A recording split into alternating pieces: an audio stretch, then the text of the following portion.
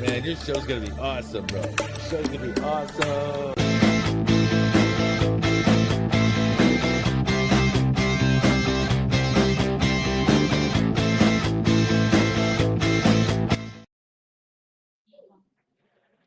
Okay, Tanscapi. Hello, everybody. Thank you guys for joining us. We have an exciting episode for you guys tonight, and I am super excited to have her on. It is Stephanie Big Eagle. She'll be joining us later this evening. And so she's an actress, model, vocalist, but I'll introduce her a little bit more later on and let her introduce herself to you guys as well. So, in the meantime, let's go ahead and get started and start thanking our sponsors. You know, I do want to say thanks to peaceoflifeshop.com. They're one of our sponsors as well. More like affiliates, but here we go. So, and what y'all don't know is actually I'm going to have my own code coming up as well too. So uh, I really enjoy their stuff. This is actually hemp. This is hemp product. This is not marijuana. And so the main difference is like if you go to a shop and you buy one of those things that don't have a little QR code on it that shows the police or whoever scans it exactly the lab reports, that's considered illegal. Okay. And this is what helps out with the legality of it. This right here, whenever they scan it, it's going to take them to a full lab report that has this information as well as a lot more detailed information, and it's going to show the picture of the product. And so that helps out with the legality of the product here in Texas, which is considered a prohibition state. And so we want to make sure that everybody stays safe. For me, I'm licensed by the state to be able to do like pension reviews, life and health insurance. I have to maintain it like a business, which leads me into my other sponsor, which is Red Bones Financial, where if you contact me, what I can do is I can do a financial needs analysis. A lot of people don't know that they're going to have an income gap when they go to retire.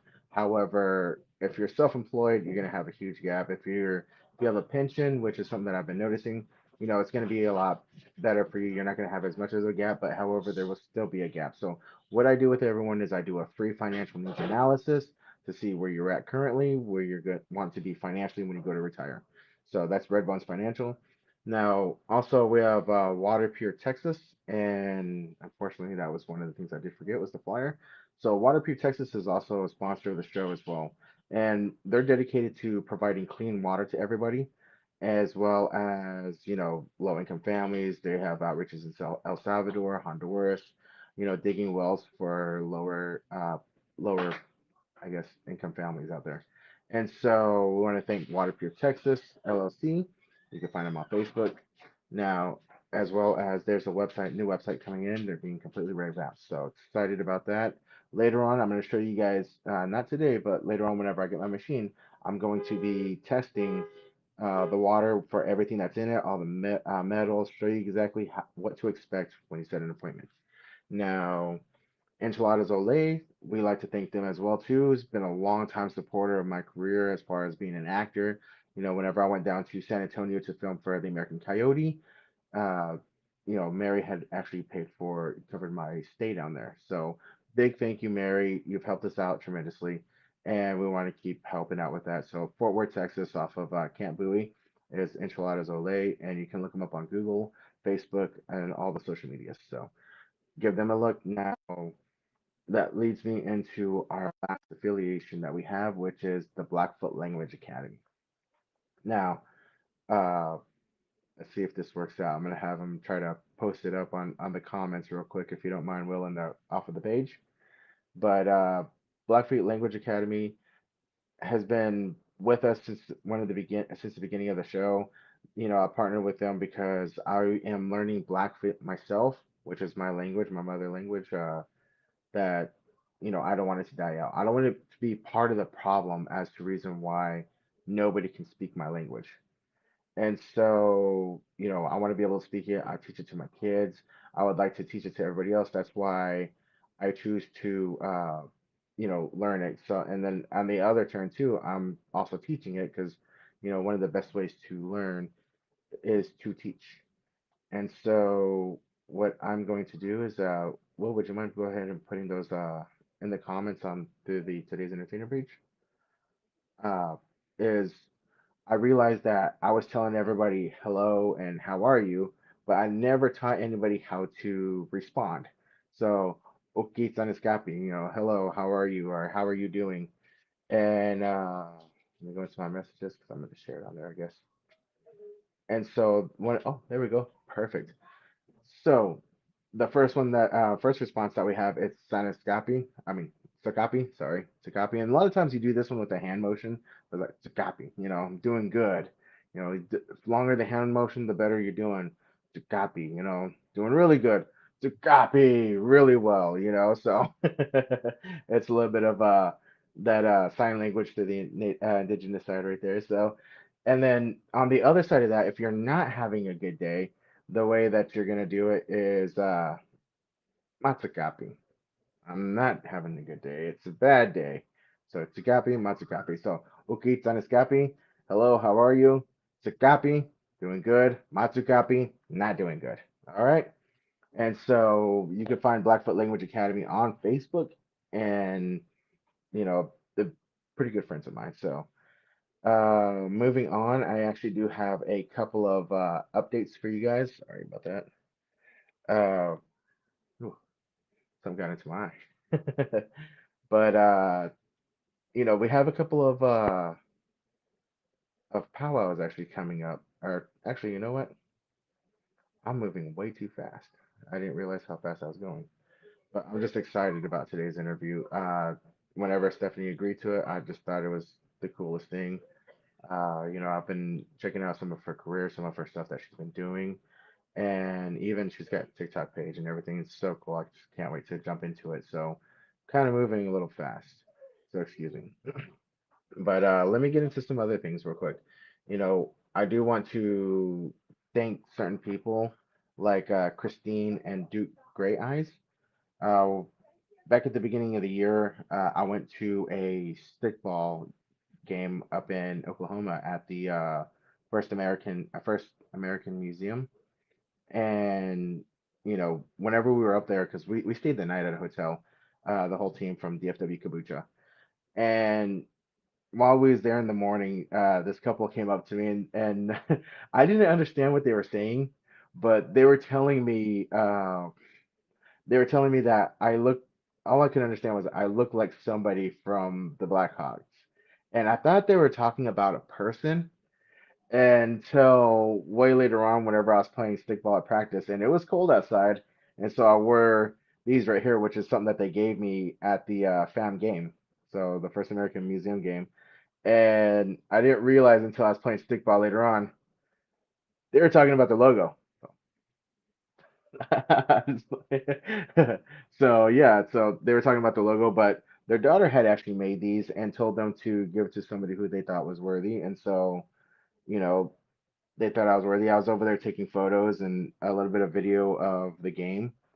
And so they're out of Saskatchewan, Canada, and they were just going around, traveling around. They were passing through Texas, and they were awesome couple to meet. So I really appreciate you guys. Uh, Thank you very much. I really appreciate these. These are really awesome. Really warm as well.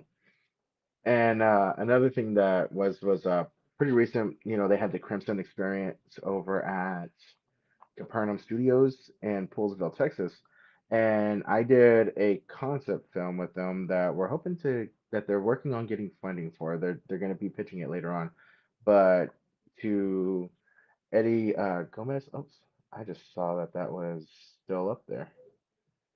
Uh, Eddie Gomez had actually gifted me something, and it was this. Brother, made it to the trailer. I'm pretty excited. It is a bison jaw, and this thing is powerful. Look, um, I would like to get another one, but that is awesome. Hello, my sister Benita. It's good to see you on here. Thank you for watching. And so that keep an eye out for it. That's a project that's going to be coming up, but it's Washington's Armor Bulletproof. They are working on it currently, as well as working on getting funding. So if you see anything to pop up for it, if you see anything for feedback at Capernaum Studios, give us some good feedback. See if maybe we can get some market research on it. Okay.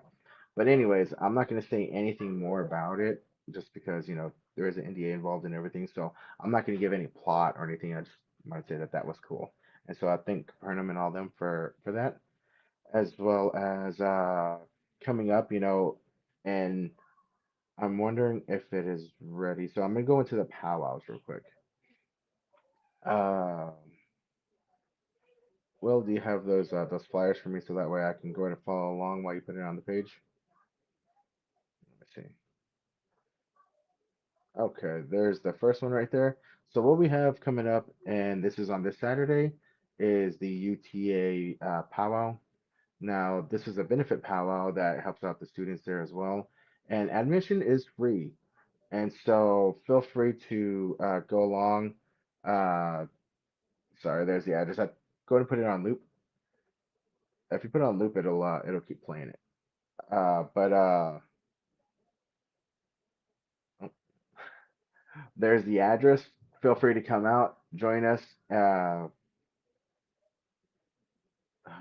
all these chemtrails, yeah, that's crazy. uh, Thank you guys for all joining us. Freedom Nathan, Kia Ora from. Ooh, man, I don't want to butcher that. I appreciate all of you guys for joining us. I'll put it up on the screen here a little bit. Now, if you guys are here in North Texas or in Texas and you want to go to the powwow, this is going to be from this is going to last all the way till 10 p.m. There's going to be vendors there. There's going to be Indian tacos for sale. Me personally, I'm part of the stickball team. So if you can go ahead and remove the flyer now, and I'm part of the stickball demonstration team. So I like to play with DFW Kabucha.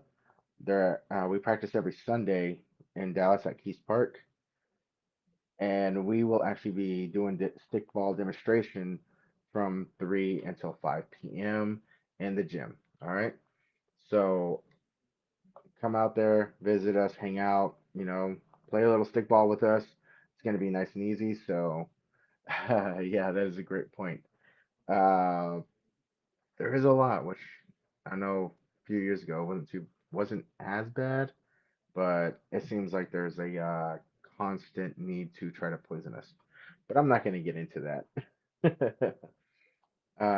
You know, but it all goes into the water, and that's what a lot of people don't realize is, and a lot of people don't think about is that it's coming in through our air, it's coming in through our body. That's why we tend to have a little bit more acne. The skin is like a sponge, and so gotta take care of it. Gotta keep it clean. All right, gotta exfoliate. You also got to detox it. Now, that's why I did partner with Water Pure Texas, is because they do use a patented process which helps, and it's a mineral that is actually used for detoxing heavy metals. It's made using zeolite, and if you look up zeolite, you will see that it is actually used for detox. So that's why I partnered with Water Pure, because it's able to detox the heavy metals that are coming from those. So definitely something to look into. And of course, don't take my word for it. Google zeolite. You know, always do your own research. And so, but I also wanted to say, give a shout out here. Thank you for joining us. I really appreciate it. I don't want to mess up that second word, okay? Because I know that I will probably butcher it. But I really appreciate you for joining us today. Let me see what time it is. Okay. And then the second powwow that we have coming up, if you want to go ahead and play the second flyer, Will's my producer for all of us who don't know, is the IIAC powwow. Now, this one's coming up in April 5th and 6th, and that one right there does allow, it's free admission, it's free to park, and they do have a campground, but a lot of times, I think they charge the camp unless you're part of it. We will be doing a stickball demonstration each day here as well. So come out, have some fun, watch some dancers, some drummers, as well as check out some of the vendors. Pretty awesome, pretty good powwow. It's going to be at an outdoor museum, and that's why it's 2 days. All right, and then you can go ahead and take that one off real quick, Will. Appreciate it. Now, there is one topic that I do want to bring up, and this is something that is prevalent here in Texas. There's there's a Native American American Indian Native Studies course that is here in Texas that is coming up on renewal, and the state is trying to get rid of it. There is only currently 3 schools that are teaching Native American studies or Indigenous studies, and so I'm gonna play a little video here in a second. And what that's going to do is it's going to talk a little bit about the program. There's a QR code that we've put in right next to it. So that way, if you want, go and sign the petition. There's a school in Austin, Texas that also wants to present the Native American Indian Studies. The school in Grand Prairie is actually that does it. Theirs is up for renewal. So actually, this month, I believe. So sign it, or the video will have more information than I can give. I apologize, but please sign the petition. Tell them that you do, the representatives, that you do want these studies here in the schools because there is a miseducation and they are trying to erase the real history. One thing that is and it's a quote, and I can't remember who said it, but I do remember it wasn't a video game. It was history is written by the victors.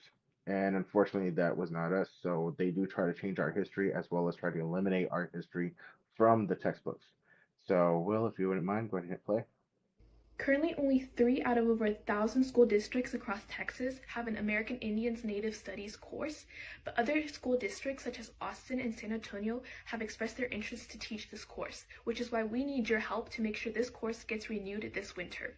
For a little bit of context, the American Indian Native Studies course is currently offered as a pilot course in Grand Prairie ISD, and it is up for renewal at the end of this academic year.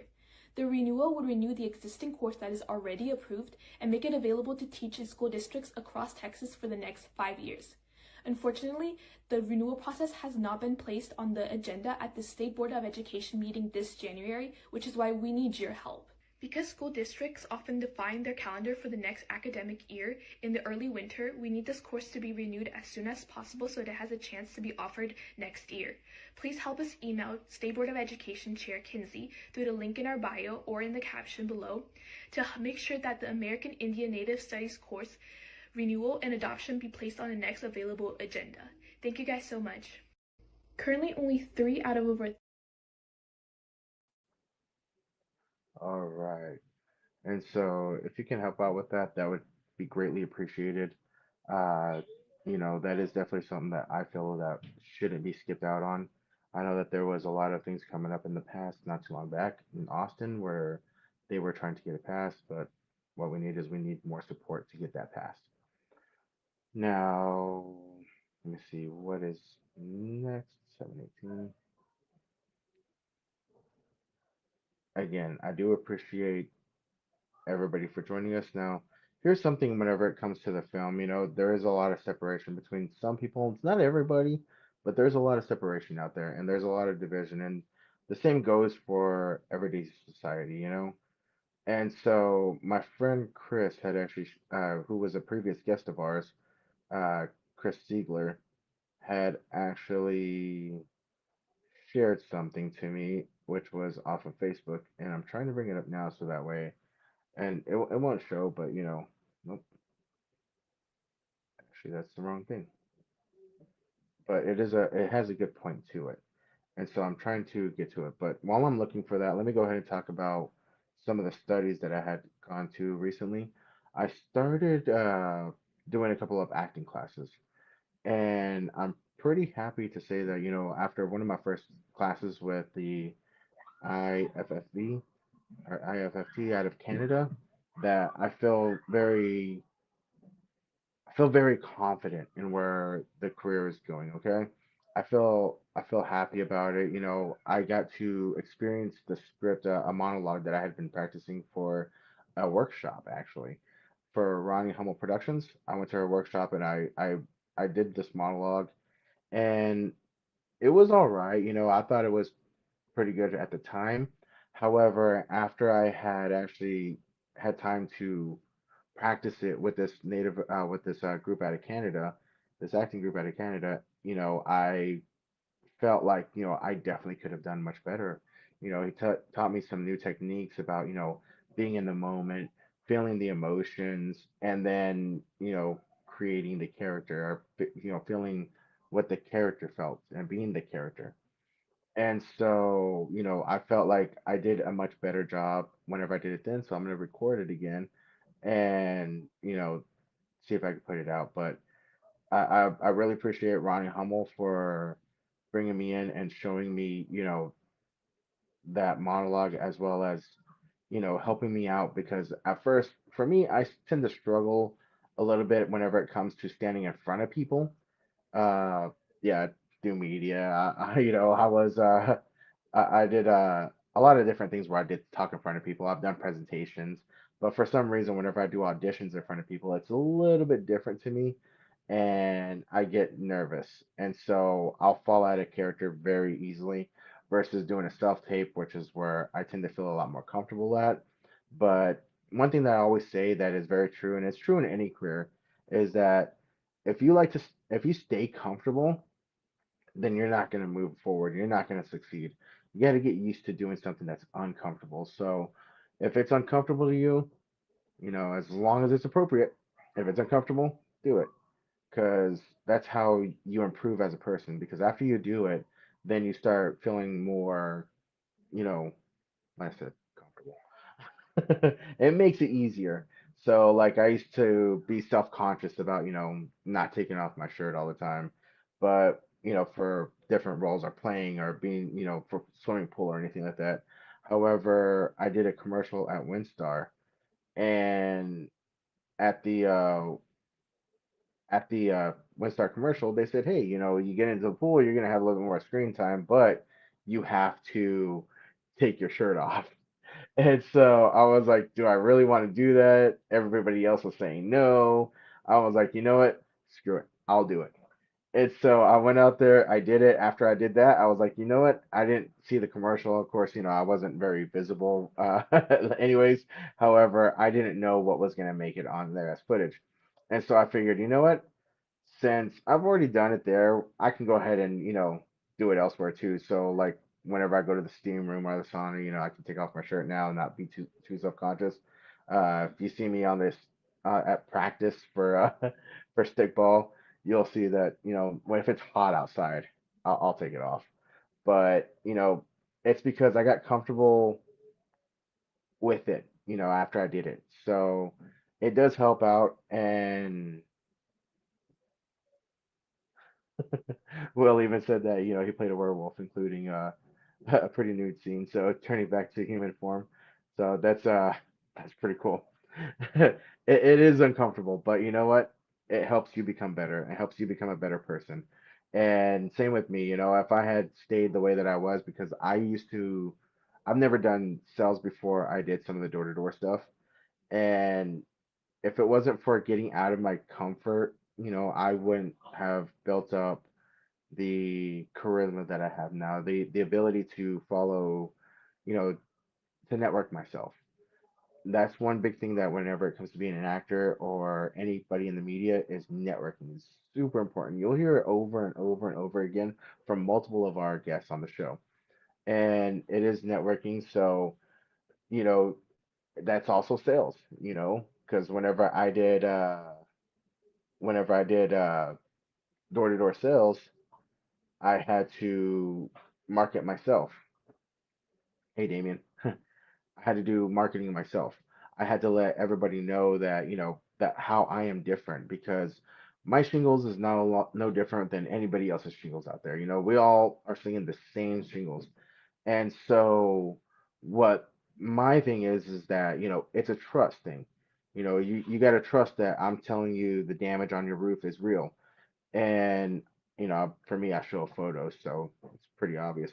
But after that, you got to trust that I'm going to get it approved by the insurance. I got to trust you to hand over the start check and all the checks that come from the insurance. And then I got to trust or then you got to trust me to put the roof on, and I got to trust you for the final check. So it's all about trust. Why can you trust me? Uh, know that I'm professional. I know what I'm doing. I know what I'm talking about. Same with the pension reviews. You got to trust that I know what I'm talking about, that I keep up with the laws. I'm keeping up with the retirement laws as well as, different, IRS rules. So it's all about trust. And I know I'm starting to ramble a little bit, but anyways, uh, you gotta market yourself. gotta network yourself. If you're too shy to go talk to people on set, if you're too shy to introduce yourself or apply for casting calls, you're not gonna move forward. You gotta get out there, put yourself out there. You're going to hear a bunch of no's, a bunch of no's. However, all it takes is that one yes. And next thing you know, you're in there, you're acting, you're getting experience, you're getting your name out there, you're starting to be known. And that's all it takes, is you may hear 99 no's or not even reply backs. Most of the time, that's how it is. You may not even hear a reply back, but that one can change. And then next thing you know, you're out there, you're acting, you're having fun, and you're being the character, and it's exciting. I enjoy it. I'm getting reels. I'm moving up. It is awesome. I want to see everybody else move up as well. Okay. And now, Duke and oh, so Duke and Christine, their daughters' names are Ashley, Amber, and Kalisa. They are the ones that I mentioned earlier about the Blackhawk Gloves. Thank you guys very much. That was at the FAM stickball game. I really appreciate you guys. Now, let's see. Going into it, we are going to actually get ready to introduce Stephanie. It is just about time. I believe that she is in the studio now, and our digital studio. And so I'm excited to introduce her, which I will do when we come back from a word from my sponsor, as well as an intro video from one of Stephanie's TikToks. And so it's Stephanie Big Eagle, and actress, model, author, vocalist, uh, educator, as well as traditional tattoo artist. She does a plethora of things. She's a jack of all trades whenever it comes to all that. So, Will, if you wouldn't mind, go ahead and cue up our sponsor video as well as. Man, your show's gonna be awesome, bro. Your show's gonna be awesome. This episode is brought to you by Honeybee Funds. Honeybee is a nonprofit organization set up to help house homeless people that fall through all the cracks of other help. Homelessness in America has skyrocketed since 2020, and it's senseless in the wealthiest country in America. Outside of natural disasters, Honeybee believes there is no reason for homelessness in America. Some people will fall through the cracks because they have no children, no elderly living in their household. Some homeless people are not recovering from drug addiction or recently released from jail, so they are not viewed as priority for housing. Honeybee Funds is set up to help homeless find a home, even if they have large dog that they count as part of their family. Email charliepooch131@gmail.com if you wish to contribute to Honeybee Funds. Now we will return back to our... What radicalized me? It was the buildup effect of a childhood raised in complete darkness, where I was told that my Native American side of my blood was no good, worthless, and that my relatives there were good-for-nothing drunks. It was having to literally escape this influence at 18, and then, years later, going into an intensive discovery about the truth of who my people really were and the things that we endured. It was finding out about broken treaties. It was finding out that reservations were prisoner of war camps. It was finding out that my people were held there by soldiers, and that children were removed from their parents illegally and placed into boarding schools that erased our culture and whose main goal was assimilation into European culture. It was then, after that, traveling to Rapid City and seeing my people homeless on the streets and treated like dirt.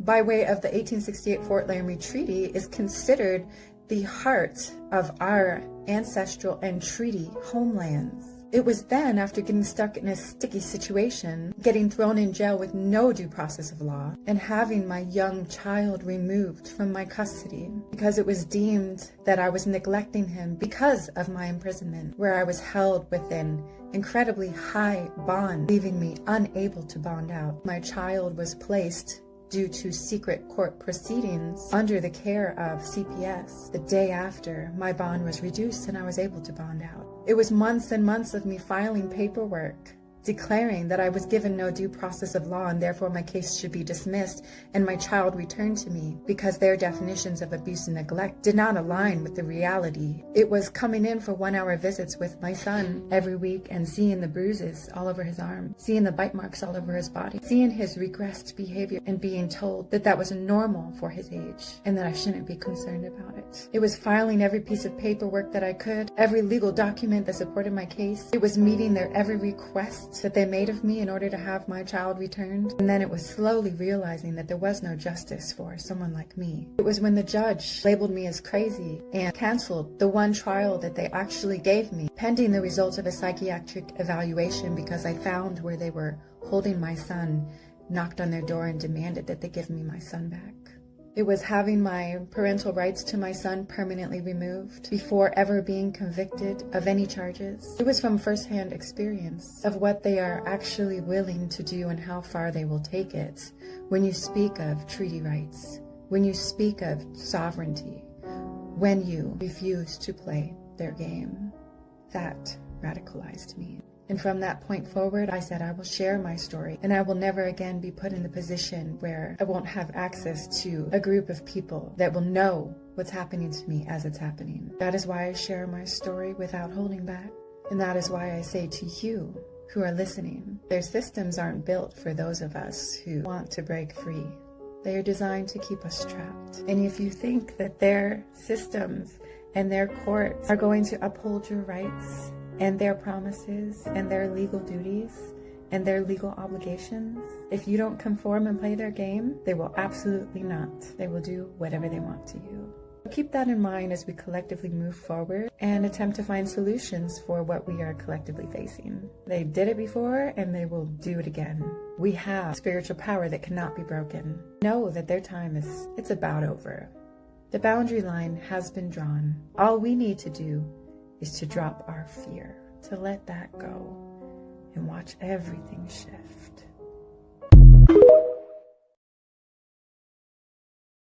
What radicalized? Hey, Steph. Hey. Sorry, I keep messing that up. uh, Thank you for joining us today. Now, that was very powerful. Now, I do want to say, thanks to some of our viewers real quick for who are joining us. Uh, I appreciate it. We all appreciate it. Thanks coming soon. He was Mario's on our last podcast. Now, that was actually a very powerful one. I know that a lot of people tend to use some of your educational ones about the white calf, about the prophecy, but I wanted to show a more, about you, because the podcast is, yeah, we're going to talk about your history and how you got into the entertainment industry, but you've had some struggles as well too, and so I like to also bring in, the human side of our guests as well. So that way people kind of build a connection with you. That's why we have the comments and we open it up to questions to the public as well. But if you wouldn't mind, give us a quick introduction to who you are and where you're from. All right. Hi, everyone. I'm Stephanie Big Eagle. And on my father's side, I am Ihangtuan Dakota, Kuwichasha, Lakota, and Ishanti Dakota. On my mother's side, I'm mixed, Celtic, Nordic, and a little splash of Haudenosaunee Nation. So it's an honor to be here today to speak with all of you. And I have, from the time I was a little baby, traveled all over the world. So a lot of my influence and who I am involves a lot of concepts of where I've been and where I've traveled and all the people I've met. So I like that, it's this, I think that a lot of us deal with a little bit of an identity issue, an identity crisis, simply because we're, as Indigenous people, we're living in a post-apocalyptic world.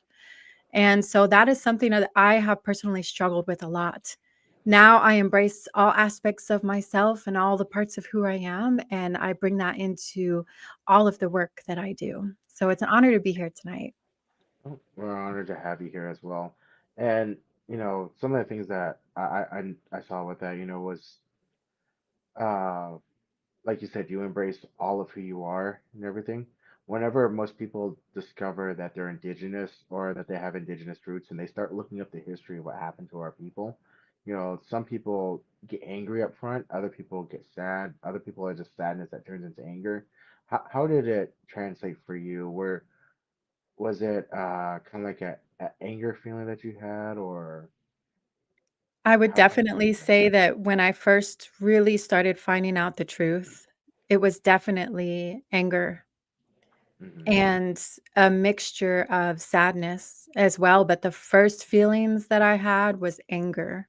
Hmm. And a lot of that translated into, me getting with the video that was introduced. A lot of my story deals with how that anger, I wouldn't say it consumed me because I do believe that we have a righteous anger as Indigenous people. And righteous anger from the way I see it, has to have been a part of our evolution, our survival as a species, as a people. There's a righteous anger that we can channel appropriately to create change and to guide us into certain aspects of how we can preserve ourselves and our nations. And so I think it's really important for us as Indigenous people to learn how to channel our anger. And I may not have channeled it in the best way. However, the situation that led me into being held in jail as a political prisoner did deal with having some righteous anger and acting on that. And then when we act on that, it led to a reaction from people who are currently in a position of authority, not wanting us to be able to express our power, our rights, our sovereignty. So there is a certain level of anger that I think that we all have an entitlement to, and that is a part of us. But how do we channel that, appropriately? So it doesn't separate us from our families.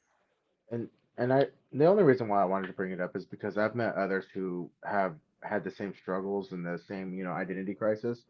And I just wanted them all to know that, hey, you're not alone. It's also kind of reoccurring with a lot of the other indigenous entertainers that are here as well. That found out later on that they were indigenous, that were raised, to not know or to either not like it.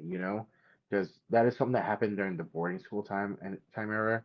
Was if you could avoid being associated with being Native American, and most of them would walk away. They wouldn't even admit still today that they're indigenous, and so there's a lot of bloodlines that were lost, and a lot of people who don't know that they're indigenous, and so some of them may find out a little bit later on and feel the anger as well. Just want to know that they're not alone. That it is a common feeling that happens when you find out.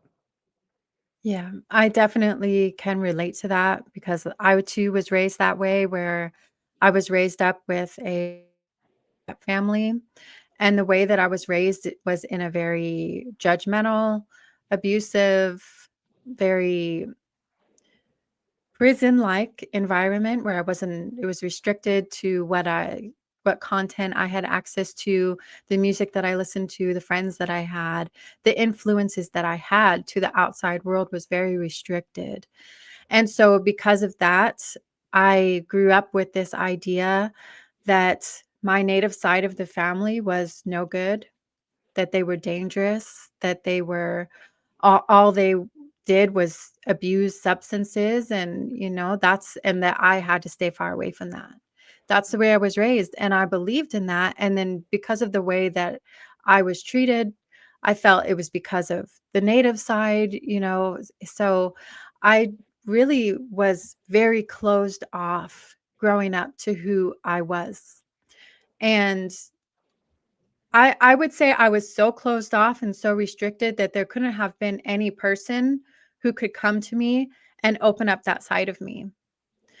And so what happened in my experience that opened me up to this side was that I started to have these dreams. When I was around 18 or 19, I started to have who must have been one of my relatives that would come and visit me in dreams. and he was dressed in full regalia. It was buckskin, and he had his bonnet on, and he would just come and sit with me and smile at me. And after a while, he would come up and he would just give me this big old hug. And it was the first time in my life that I had ever experienced what it must really be like to feel loved by one of your relatives, like a grandfather. And so that experience, and these were recurring dreams where that's all he would do was just come and visit me, sit with me, and hug me and give me that appropriate, true, real love. And that opened me up to saying, wow, there is something here that I need to explore. And it's beautiful and powerful. And so that started my whole journey of looking into my native side and finding out who my family was and where I come from. That is awesome. And currently, you reside close to your people, right? Close to the traditional lands. So you're up in the Dakotas. I'm not going to say where, but you're up in the Dakotas. Yep, I'm in the homelands. Yes. That's awesome. That is awesome. So it's pretty cool. Now, since you've been up there, you seem to have learned a lot. I see, especially from the photos that I was able to gather and everything. You've turned your life around. You seem to be doing much better, and I'm glad that you're feeling better today. Thank you. Yeah, I'm sick, by the way. Recovering, I should say. You seem to be doing very well, so I'm happy that you're doing much better. Thank Uh, you. I do want to get into a little bit of your background real quick, because you said that you had started off in the media world through modeling, correct? Yes, that Now, was when, oh, go ahead. oh, I'm sorry. I was just gonna ask how long ago was that, and how did that come to be? Okay, yeah, so I was actually when I was it was 18 years old, and I was working in, like, a pizza place, and it was like I like to tell this story because it's entertaining, but, the people that I worked with, it was like, how they say a lot of these pizza shops are these New York kind of mobster style fronts? Yeah. That was the kind of place I was working in, and so everybody that I worked with in there was a character. Think of New York mobsters, this is who I was working with, and so it was never a dull moment, always fun, and so I liked my job, and just because I was just coming out of high school, working at a pizza place like that was fun for me and it was entertaining. But obviously, I was meant to go in other directions. And so there was a woman who came in, and I was the person who would take people's orders. So she came in and placed an order. And after she placed her order, she just was kind of looking at me. And then she came up to me. She said, "How tall are you?" So I told her. She said, "Okay, how old are you?" And then she said, "You know, have you ever modeled before?" And I said, "No." And she said, "Well, would you like to model for me?" And it turns out that she was a designer for bridal gowns. And so of course, I said yes. I had never thought of it before this. I never thought about going into the modeling world or anything like that. But when she said that, yes, everything in me said yes. And so I started modeling for her. I would model at bridal events, conventions, runways, shows for her. And so right away, I got that experience and that led to modeling for Harley Davidson and quite a few other people on the runway. And so I got the experience of what it was like to be very quick behind the scenes, changing clothes right away and having to be on the runway and having that professional experience of being a model, but also the experience of getting paid very well for that. Hmm. So, yeah, it started when I was around 18. That is awesome. And now, how long are you still modeling today? I do model, although I've taken quite a step back from doing the runways. My last in 2023, I did New York Fashion Week. I did Paris Fashion Week before that, and I was doing a lot of runway modeling in the 2022 to 2023, I was doing a lot of that for Indigenous fashion designers. Currently, what I prefer to do is do photo shoots with fashion designers with their products, or photo shoots with just ideas of some sort of theme that we're putting out.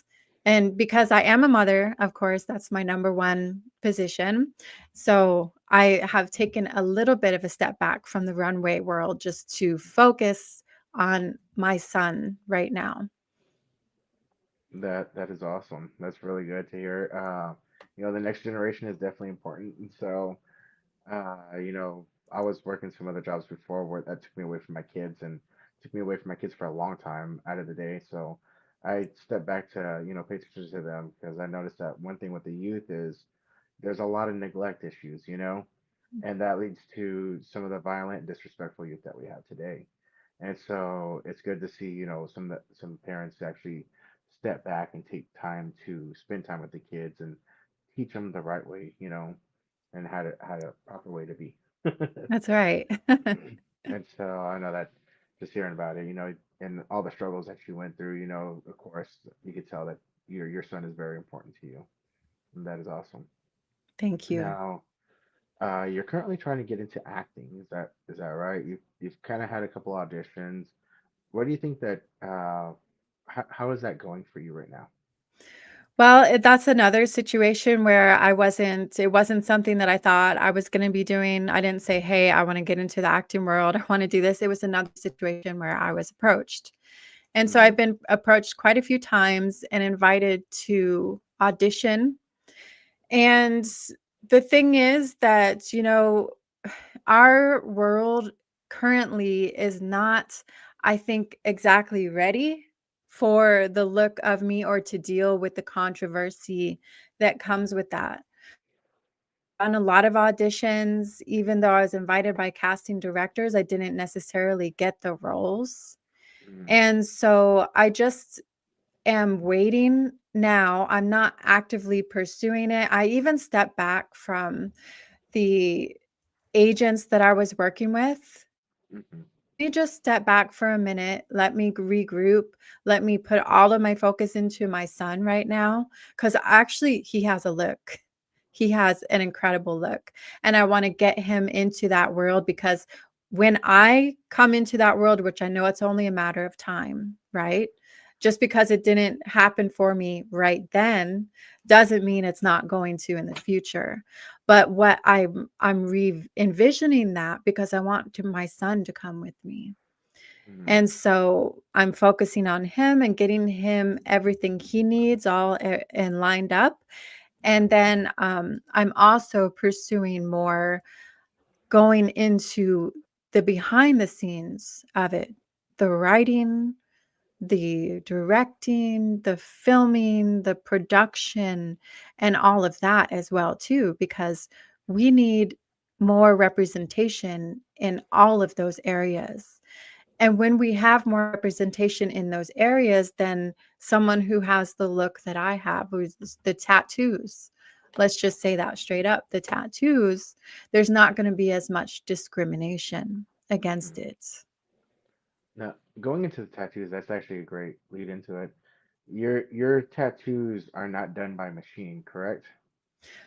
Initially, they were, Okay. yes, but they were done in a traditional manner in terms of how they were designed and how they Hmm. were placed. So I got them done in New Zealand, and this was about 8 or 9 years ago, over by a close friend, a very, Hmm. very close friend. And he is Maori. So he's actually a cultural practitioner of the Maori culture. And so we had been talking back and forth for a long time and exchanging a lot of our dreams, our visions. And so we had developed a very close relationship.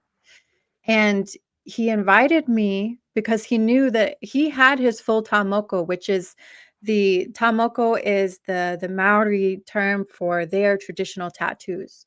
The men have them from head to toe. And he was the first Haka dancer of his nation to revitalize the full head to toe tamoko instead of just painting it on.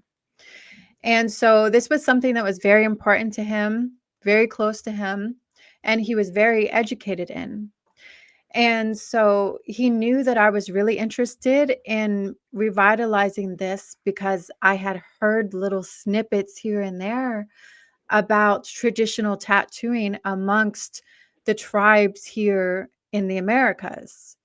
But, 8, 9 years ago, 10 years ago, you didn't really hear anything about it. It was so suppressed. And so he invited me over to receive the tattoos from practitioners over there. And I was very hesitant for a long time and I said to him, I will not do this unless I can find evidence, strong evidence that there is tattooing amongst my tribe, the Lakota and Dakota. And so I deep dove into that and I can't remember the original source that I found, but I found something that convinced me and my heart, just like when that woman came up and asked me if I would model for her, and everything in me said yes. Once I found that evidence and he invited me again, everything in me said yes, go do this. This is for you. So I traveled over to New Zealand, and after, because he and I had exchanged dreams and visions for months, and we had sent a lot of that information to the tattoo artist, the Tamoko artist, who was going to be placing my tattoos. And so in their traditional way of tattooing, which is the way that I do it now too, is that they believe, they teach that our ancestors and their ancestors get together in the spirit world and they decide the design that is going to be channeled down through the artist, through the practitioner, to be given to the person who's going to be receiving their traditional tattoo. And so this was a challenge for him, of course, because I wasn't, Maori. So he couldn't give me those designs. He had to receive something for me that was meant for me that would be intended to help revitalize our traditional tattooing customs over here. And at the time, it was unheard of. So I didn't know of any artists over here that I trusted or that I could go to that he could do what he did for me. Mhm. So he placed these tattoos for me, and which after a long journey, after about 6 years after I received these, that I actually meet with an elder who was Lakota and Dakota, who said that we did have chin markings, that we did have forehead and that we had tattoos along the eyes here too. So it was a very long journey to get to that point. And that's why I tell people it's really important to follow your heart. Mhm. And to trust. When you do have to have some proof of things too. You have to combine the two. But if there's something that's screaming to you that this is right for you and to follow your heart, you do that no matter what anybody else says. That's awesome. Now, I did see a photo of you touching up your tattoo. Yes. So Oh, was that yeah. difficult? Oh my gosh, it was so difficult.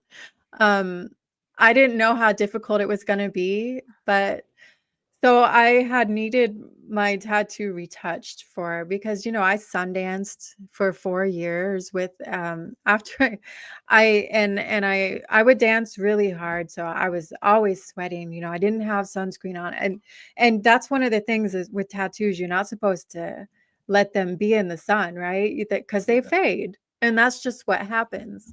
So they faded, and I really needed some touch ups. And I couldn't conceive of flying back to New Zealand. There was so much I had gone through and so many conditions that I just couldn't fly back to New Zealand to get them touched up by. And I couldn't really think of anyone that I would want to do them for me. Mhm. So I just said, you know what? One day I said, I'm going to do it myself. And so I did. And so I'd say originally they were done by machine, but their touch up the most recent, because I retouched up all of the lines, all of it, except for the shading in. So all of the line work now has been retouched by hand poke by myself. So this is me looking in a mirror, trying to stretch the skin out, trying to get at the right angle for about 12 hours, and up here too, just retouching everything myself. And this is, I never thought that I could do this before, which is why I hadn't done it earlier. And one day I just said, you know what, I'm going to go for it. Turned out well, thank goodness. It looks good. It really does. Thank you.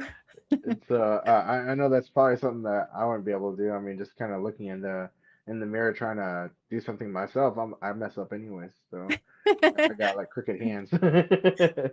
I know. I don't think I could have done it with machine, but hand poke let me take my time and No, one was that a dot at a painful time. process? Because I know that with it being closer to the bone, nerves are a little bit closer to the skin. What did it hurt Yeah. a bit or? Well, there were parts of it that did, especially because I have some that goes over my lip here. That Mm, is very I saw painful. that. And, as we get closer here, that's pretty painful, but you'd be surprised. The more painful tattoos, in my opinion, are like the inside of the hands here, Hmm. which were done hand poke by an artist from down in Mexico. So these put me in shock after I got these. The more painful part of doing these was actually the strain, because I was diagnosed with radial tunnel syndrome, which is inflamed nerves that cause a lot of wrist pain, and because I'm hypermobile. I just found all this stuff out. I'm hypermobile, so I actually, it causes you to have to press extra hard when you're trying to hold like a pen for writing, and for me, it's the tattoo instrument, and so it caused a lot of pain for me in those areas. So that was the most painful part of doing my own tattoo. Wow. Yeah, I don't think I would have been able to do that to myself. I mean, I have one tattoo. I do want to get more, but I have one tattoo like right here, and it took about 6 hours to do. And the artist, he was like, I need to take a break. He's like, come back tomorrow, we'll finish it after 3 hours. So we did half one day, half the next day, and I met him through another friend who, after my tattoo was finished, he was like, hold on, let me take a look at it. He pour whiskey right on it. He's got these big old bear paw hands, smacked it. I was like, oh. He's He like, it is broke it now in. christened. Yeah. He blessed it for you. Exactly. And so we do have one question that did pop up, and it's where did the Big Eagle name come from? Big Where Eagle did it is okay. Big Eagle is actually one of my, so here's a part of the story, and this is shared in my book too. If people have questions and they really want to know more about me, please check out my book. So we'll talk first about it of in a minute too. yes, my I was born with the last name Nice, Neiss. And so when I was adopted at 7 years old, I was given the name Newberg. And when I went back and reconnected with my family in my 20s, it turns out that, so I lived for a long time with the adopted name of Newberg, which had nothing to do with me and which carried for me a lot of shame because of what I was put through with my stepfather. That was my stepfather's name. And it symbolized abuse. It symbolized torture. It symbolized a lot I didn't want to hold on to anymore in my name. Mhm. And so I wanted to go back and change my name to what was actually my connection. And so when I went back and reconnected with my family, and talked to my dad, and he started connecting with other people in his family. And I think, probably a lot of Native families have this going on too, which is that my dad's dad on his birth certificate wasn't his actual dad either. So the niece name was also not a biologically connected name for me. So then it's like, okay, well, what am I going to do? What name am I going to choose that actually reflects my actual heritage, my lineage? And so when I went and I met with my auntie on the Lower Brule Reservation, she showed us our family tree from that side, which is my dad's side. And my dad's side is the Roulards and the Big Eagles. And so I went back in our family line and I could see where in the when they took our ancestors and they put them in the boarding schools and they started changing their names to, for example, it was Big Eagle and Begs from Her was my generational ancestors right there. I think either fourth or fifth generational ancestors. And then it was Big Eagle again. And then all of a sudden it changed to Roulard, which is a French name, right? Roulard, Roulard, Roulard. And so I said, because of all of this identity crisis I've had to go through my whole life, all of these years, most of my life having to carry a name that wasn't actually mine, why would I, when I'm going to empower myself by reclaiming an ancestral name that actually belongs to me, why would I choose? And this was after I had all that anger, right? Learning about everything they did to our ancestors when they put them in boarding schools and took away their names and their clothing, cut their hair, and demolished their spirits. Why would I go and reclaim what they put on us too? So I went back to before that and I took the name of my ancestors that I know were freedom fighters. Big Eagle. That's where that name comes from. And it changed my life and the resonance, the vibrational resonance of my frequency for the rest of my life. And now my son carries that name too. That is awesome. Uh, that's actually really really cool to hear. Because even on my side too, my dad had actually adopted me whenever I was 2, and so that's where the Murillo last name comes from. My on my biological father's side is Rodriguez to the Padillas, which go back to the family that Geronimo left down in Mexico, on the Mexico side of the border, Mexico. But anyways, and so they ended up changing their name, and now they go by Padillas and Rodriguez, but they settled up in Wyoming. But you know, for me, I felt a bit more connected to the little dog, which is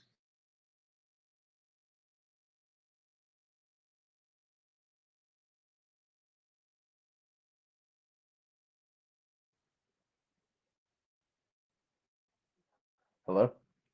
There, I can hear you. Can you hear me? Okay. Sorry about that. I lost power. It Oh happens from no. time to time. That's why I'm kind of happy that Will has the host computer because I can still stream. Oh, that's awesome. Just need a And little so firelight over there, huh? I know, right? I don't That's know what I'm where here my for. Oh, hey, Will. exactly. And so I'm still here, but we can keep going. It's just, I'm gonna look a little bit like a ghost, so I like it.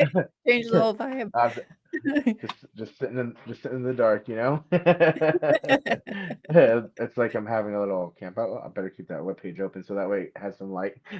There we go. Anyways, it happens sometimes. Usually it's whenever it happens is when it Use storms a or something. lighter. Right. Uh, there we go. That's a torch. That won't work. Anyways, uh, here's one comment from one of our listeners tonight. And so, oh, hey Travis, this guy I've been on his podcast before too. He's got an indigenous podcast as well. Oh, cool. Uh, but anyways, uh, that's where Little Dog comes from because in mine I come from the Little Dog family, and I'm related to Chief Little Dog, who was a very well-known indigenous chief. He's in the museums. He's got some art up. He's got pictures up all over the place. and it's Imateokuan. So I wanted to reconnect with my culture because whenever I was younger, it was something that I took for granted, and oh, thank you. Right. It was something that I took for granted, and I didn't get to learn whenever I did have the opportunity to learn. And so whenever I left, I did take a language class that was in in my people's language, which was Blackfoot language. And when I came to Texas, I went to Mansfield High School. They removed that as a language credit because it wasn't one of their approved languages. And so, they actually tried to hold me back a whole nother year at this high school. And, I was able to get my academics where they needed to be to where they were, I was able to graduate and I still graduated in that, and I still graduated, top 10% in the nation and whatnot. But I just, it's me returning to my roots because I realized as I got I'm older gonna that capture I that didn't. creaking door for sound effects. You know that. Oh, you can hear the door. Uh, Creaking door. Okay. Um, but you know, I wanted to reconnect because as I got older, I started to realize that, you know, it's up to me, it's up to us, it's up to our generation to either continue our people's legacy or, let it die. If we let it die, then it's our fault that it died. I don't want to be part of the problem. I want to be part of the reason why we are remembered. And so one thing that I've learned while being in the entertainment as industry, as well as being, indigenous, is that whether you like it or not, you represent indigenous people. And so is that the same with you as well? Absolutely. And it's the same because I was so removed from it as a child. I think that that is a huge part of why I was so also because of my dreams, because I Hmm. have such profound dreams that I'm not trying to brag or anything. I'm just saying that they are. My dreams have helped shape my life and guide me and show me the truth about a lot of things. And so I tend to trust what's coming from my dreams more than a lot of times of what's coming in this from people or because some of my most negative experiences have been you know so I find that, and even in my dreams they told me what name to take. Hmm. So there's a vibrational frequency, a resonancy that comes through the name that we carry and Hmm. what we identify with. And so that's why we have our spirit names, our Indian names, and those things too. And so because they carry a certain frequency that our ancestors can see us and recognize us. And it's the same with our tattoos. Our tattoos, when they're applied with intention and meaning and with the right artist and with everything offerings and you come in the right energy and you prepare for this, then they carry a frequency and a resonancy as well that your ancestors can see that spirit world. And so for me, all of those aspects are really important because I was raised in such a hellish environment. I was raised in the dark. And those are the things that helped me come out of that. So I other people's opinions, others that really has never had much of an impact on me because the greatest source of pain was other people. And so when I look back and I think, who was that relative who was visiting me in my dreams? It could have been Big Eagle. It could have been those things. So everything connects in that way.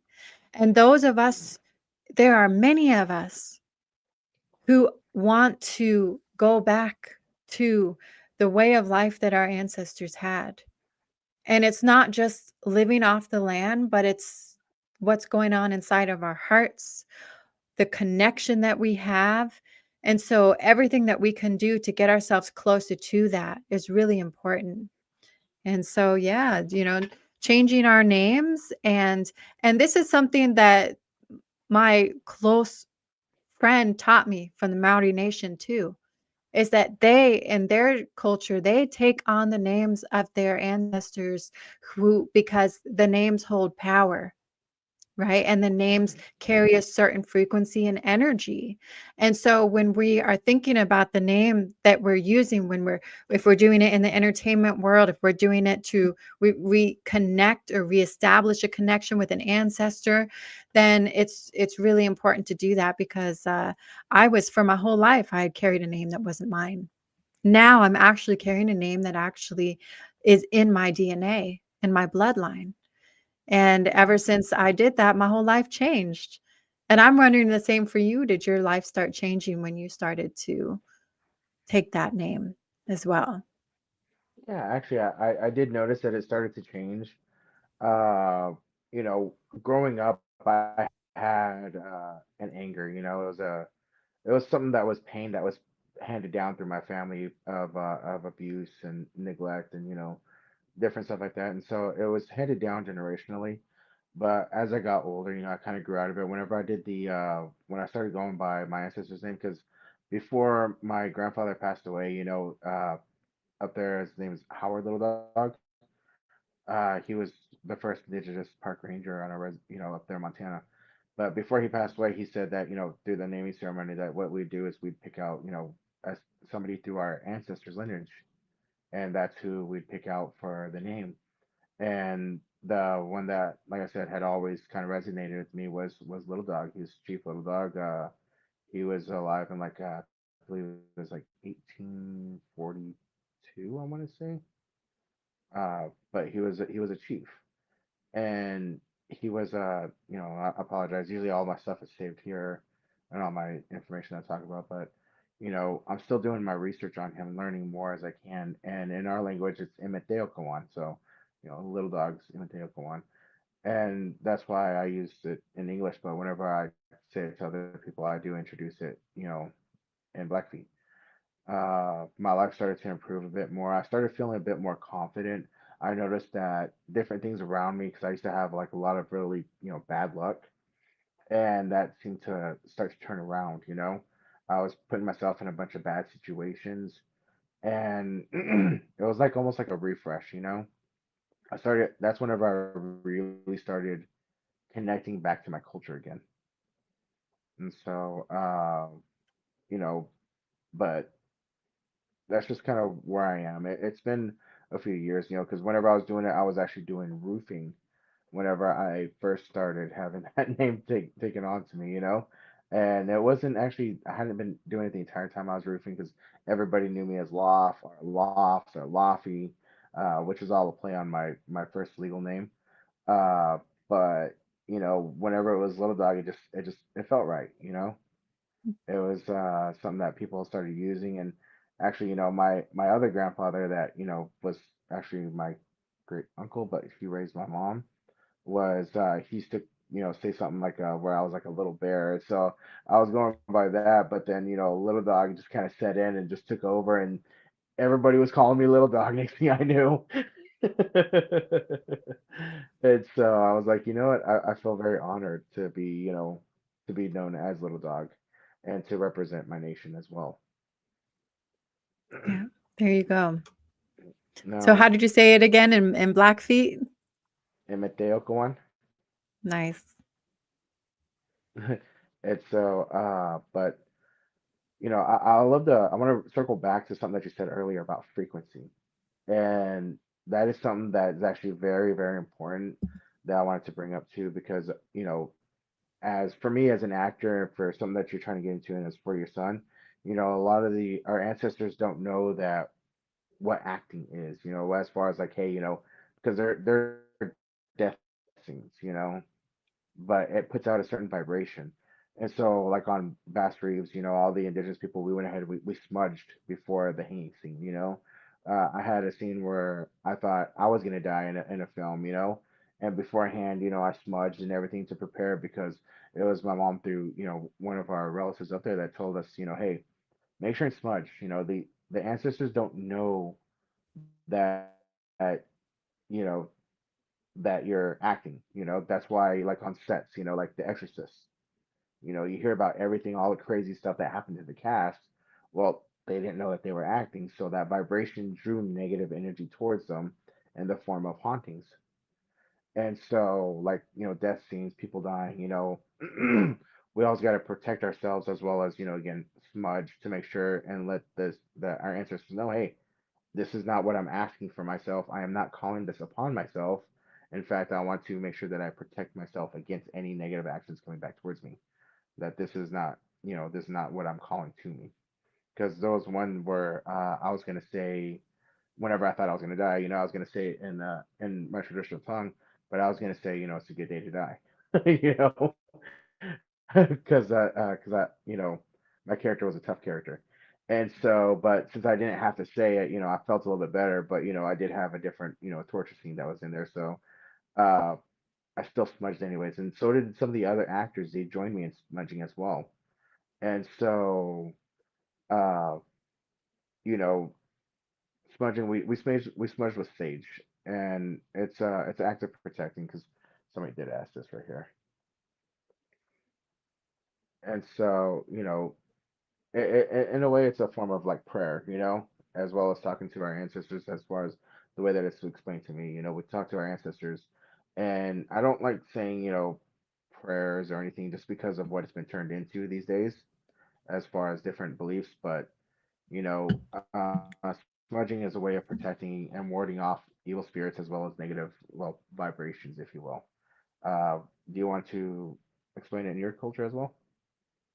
Yeah, it's pretty much the same, and it's also a way of cleansing our heart, spirits, our vibration.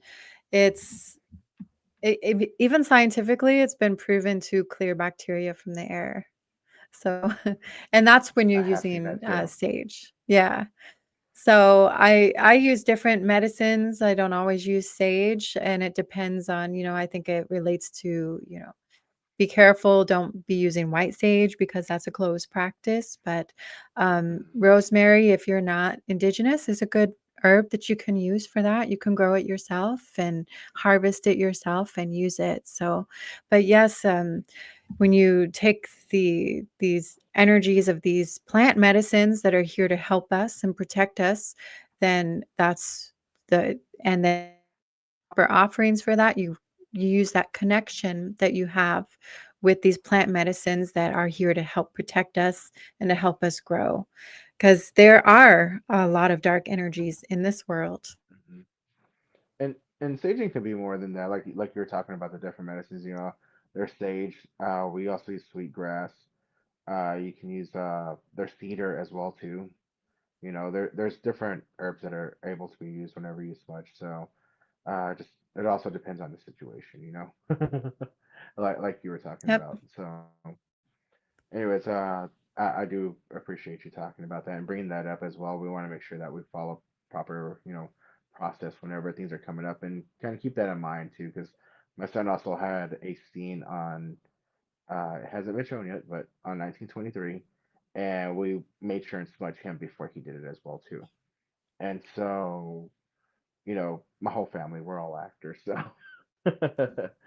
Uh, but always stay protected, and I always carry around some smudge that my mom actually gave me too. So it's good thing to have and keep on you. But anyways, moving on, I do want to talk about your book. You talked a little bit about your struggles and some of the stuff that's in your book already. What led up to you writing? What made you feel like, hey, you know what? I think that I should write a book. What was the inspiration? Um, so it was inspiration that came from a very dark place. And so that's why I hesitate around the word inspiration because the reason that I wrote my book was it was back in 2019. I had lost a friend that was he was Maori, and he was someone who was a spiritual leader for his Hmm. people. Very positive, very focused on helping people to navigate these mental health storms that we have. Most people around the world, where a lot of us are dealing with the same sort of issues. However, one day I received the news that he took his life. And so it really affected me. I was very shaken by it. I was tormented by it. And I understand it took me days to get over it.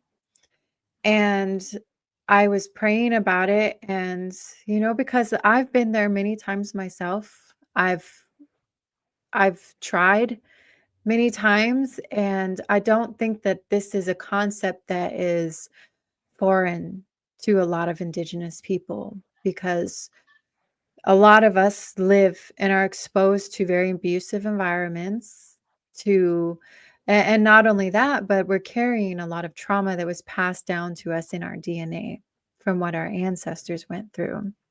And then when you look at the reality of the world, the anger that's there, the unfairness of it all, it can be very triggering, and it can make a lot of us not want to be here. And in fact, it's some people look down on it, but I don't think that they understand sometimes how it can feel like to be in a position where it feels like the only way to escape is to pass on. And so I was thinking about what my friend was going through and what he must have been feeling in those moments, and thinking about all the times that I had also felt that way multiple times in my life, and all of our people who have felt that way multiple times in our lives. I said, what can I do to help this? Is there anything I can do to make a positive impact? So I thought about it and I went to sleep. And the next morning I woke up, and that was the insight that I had, was to write a book to share my story. Because sharing my story, which is a survival story, in a sense, it is a rising out of the darkness story. It's an empowerment, resilience story. And so I wanted to share that.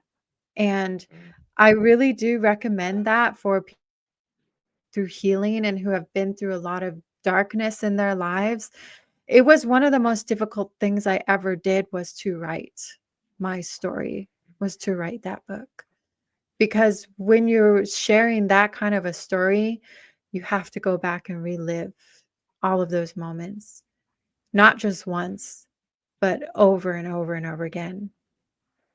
Because you're writing about it, you want to make sure you got all your dates right and everything and all of the details. And you're editing it as you're going along. So if you've ever done writing, it's you go over and over and over it. So I had to relive all of that over and over and over. But my motivation was that I wanted to help other people to know, those who were led to read my book or to hear my story, to know that they're not alone, and that these are the things that helped me along my path, to let me know that I wasn't alone. And through that, it's the journey to discovering ourselves, despite everything, it seems like everything in the world trying to stuff you back underground. And so that's why that was the inspiration behind sharing my story. That's very powerful. That's very strong, and really appreciate that. You know, and if you wouldn't mind going and sharing the title of your book as well too, 'cause I know that realize that we need to Yep. share it as well. It's called And Thunderbird Rising, a memoir of reconnection, resilience, and empowerment. where did the number? Where'd you get the I guess the idea to call it Thunderbird Rising? If you don't mind. So as I really started to come understanding who I was, and the energies that I worked with, and the Thunderbird has been a medicine that I worked with, and it helped me through a lot of the dark times I was in. I mean, I remember having dreams about thunderbirds, lightning, multiple times. And I never really understood what that meant until I started to go into the Sundance world. And who brought me into the Sundance world and was Ehioka. And so go into this journey of understanding who I was through the energy of what a Thunderbird is, right? They walk backwards through this world. And I feel like my whole life I've learned things the backwards way. I've done things, you know, I had to go back and relearn a lot of things. I had to, have moments and what is lightning itself? That's what the beings bring, right? Is the lightnings. And so lightning in and of itself is the light in the dark. But lightning also brings life. Without the lightning, we wouldn't have the nitrogen that is fixed in the air that brings life to the soil, that brings that energy. It's a life-giving energy. So there's that personal connection I have to it, but also their medicine in and of itself. And then if you connect the thunder being to another and a similar energy, which is the phoenix. It's like the rising out of the ashes. It's like, being burned down to nothing, but still coming to life from that. And so, of course, I went with Thunderbird because that's the cultural connection, but then the rising from it. So it's that's my personal story of how I rose from that darkness and came into the empowerment of being myself and standing fully, unapologetically into myself, and how I see that our people can do the same thing. And many of us are becoming that element of Thunderbirds rising or the Phoenix rising. That is awesome. That's very inspirational. As we have a lot of our commenters that are saying that they actually relate to what you're saying, and especially with the, you know, I guess the mental health state that crisis, I guess you would more or less say that we're in, as and it's not just our countries globally. Everybody's going through a rough time. It's good to have some inspiration to keep going. As well as have somebody to inspire us. And so, where can people find your book at? It's available on Amazon, Barnes and Noble online. And if you are a library and you want to carry it, you can go through Ingram Spark. And it's available for wholesale in any bookstore and anyone who wants to order on wholesale through Ingram Spark as well. I believe it's also on Kibo and several other. If you want to get the ebook, it's available on quite a few places internationally and here in the States as well. That's awesome. Now, the other thing I wanted to talk about is something that I saw it on your TikTok, and I know that you mentioned it before, but you also sing too. I do. Yes. So, yeah, I was gonna use to sing tonight, but I don't know how great it would be because my throat was the part that was most affected by this recent little going under the weather that I've been No, I experiencing. understand. No, I But totally yes, get it. It's okay. We'll have to I get you on do another day. sing. Exactly. And I do sing, and it's music has ever since I was in high school and even before in grade school, the first instrument that I ever played was the violin. And so I played from grade school to a little beyond high school, and I was classically trained violinist. Very adept. I played for one of the most um, high school symphonies in the United States, and I played second chair.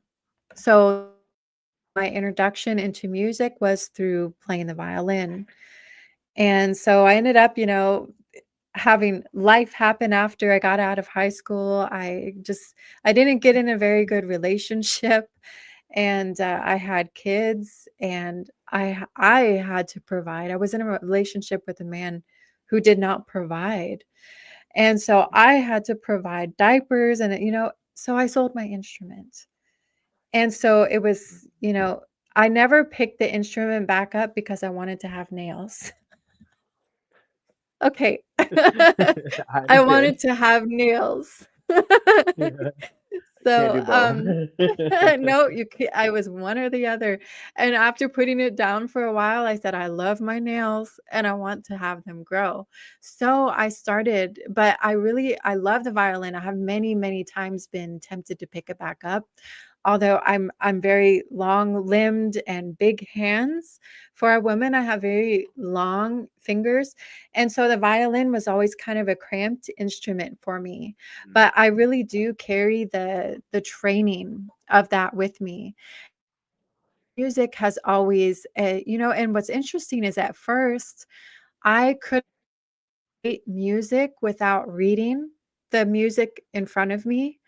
And so as a classically trained violinist, I couldn't play anything without that music out of my own mind. I couldn't. But when I sold my instrument and I put that down for a while, reading the music, and I have had some head trauma, some injuries. It's like everything got rewired a little bit. And then it got to the point where I couldn't read music anymore. It's like I totally forgot how to read music. And so when I started to pick up that, I was singing. I also played the hand drums, the djembe drums. I played the flutes. I played a lot of different instruments that I can pick up and just play because of my classical training that I had. And that has always stuck with me. I learned that music intuitively, so by ear. And it changed my whole relationship with music. It was no longer constrained to a paper that I had to read it from. It instead was coming from my heart. So it was meant to be that I put that instrument down and got a little vein and wanted some nails. Because now I create music from the heart. And that is actually something that I'm really have a goal that this year I really want to put out some new music. I want to collaborate with other artists. I actually got a handpan, which is, have you ever heard of what a handpan? Because I love to play instruments like this. Um, Yeah, it's kind of like it's a beautiful sounding instrument that I want to start making music with, and I'm gonna be singing a lot more too because I also write my own songs. that is awesome. Yeah, when I was younger, I used to play guitar. I have not played it in a long time. But I used to play guitar and I liked playing it, but the and I did a little bit of punk rock and stuff like that. But I think what stuck with me the most, what I liked the most, and I don't know why, but if I pick up a guitar, I can still play it today, is Greensleeves. Classical song, classical Oh, song. cool. Uh, and so, but that for some reason that's the one song that just stuck in my head. But that's how I was trained up was, finger picking and classical and stuff like that as well. And I just had a natural affinity towards the guitar and different instruments. And I sing. I'm a bathroom singer, but a shower singer. But some of the ones who's actually heard me tell me that I'm pretty good. It's just there's a lot of things that I'm getting more bold with, and my voice isn't one of them yet. But I used to drum back in high school with my grandpa Forrest, and I used to do a little bit of the drum circle for a little bit, and we did northern style, and northern style is really high pitch, Yeah. and so you know, it was kind of easy to translate over to singing, but the problem was that I had was that I was singing in a high pitch too, and so I had to introduce a lot of the bass back into my voice when I sing. And Yeah. so, but so how long has it been that you've been singing? And when was? 'Cause I know that you said that you wrote your own music. Have you had any music come out in the past? Yeah, I have a couple songs out there. But like, how you said you were a bathroom singer, I recorded them in the bathroom. So Nice. I I have I have one song that I did with a producer that she actually did an incredible job. And so we did it in the studio with all the, the mics and all the, and it was so beautiful. Um, it's called When the Sun Sets Over the World. And you can, if you go to my link tree, it's in my bio. It has my SoundCloud attached to it, and you can listen to that song. And that song was, I ended up not working with her because we were going to put a whole album out, and I ended up just because she got busy doing other projects, and I had a tragedy happen in my family at that time, and it kind of just derailed everything. And that's the way things go in entertainment world. As you must know, things sometimes just derail, and you just have to go with that and say, okay, this wasn't the time. There's going to be another time for it, though. So you don't give up on things if they don't work out right away. Just let it reshape itself, give it a little time, and allow that reconfiguration to happen. But that song, When the Sun Sets Over the World, was a song that I have been singing for many years. And the first time I heard it was back when I lived in California, and I was going to DQ University, which is Daganawida Quetzalcoatl University. And this was California's only tribal college that at the time that I was out there, it was under a student and elder occupation because there was supposed some embezzlement of funds, and then it lost its accreditation, and then the school closed down. But the way that the land was, wow, let there be light. Right? There you I'm a little go. blind now.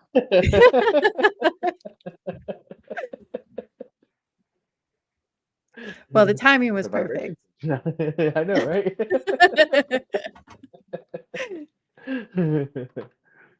So, what the way that land that to establish that tribal college was gained was through the 1868 Fort Laramie Treaty, which has a stipulation that says that any land, surplus Army land, can be taken back or given back to tribal nations. And so through that stipulation in the treaty, there was some activists that jumped over the fence and claimed it.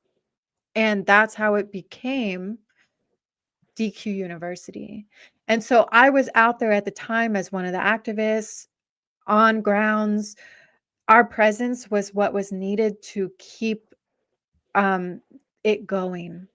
And so during that time, I was out there a lot. I was singing a lot, and I got taught this song. It was actually a man that sang the song, and the history behind the song was it was a lover's song that was sung, back when in the 1800s, early 1900s, when the colonization first came to California, and there was this high cliff, and the woman sang this song before she jumped off because she didn't want to get taken into captivity because of what would happen to her. So these lovers actually both jumped off together so that they wouldn't have that happen. But this was the song for them. And so I started to learn that song, and it was actually sung quite differently than the way I sing it now.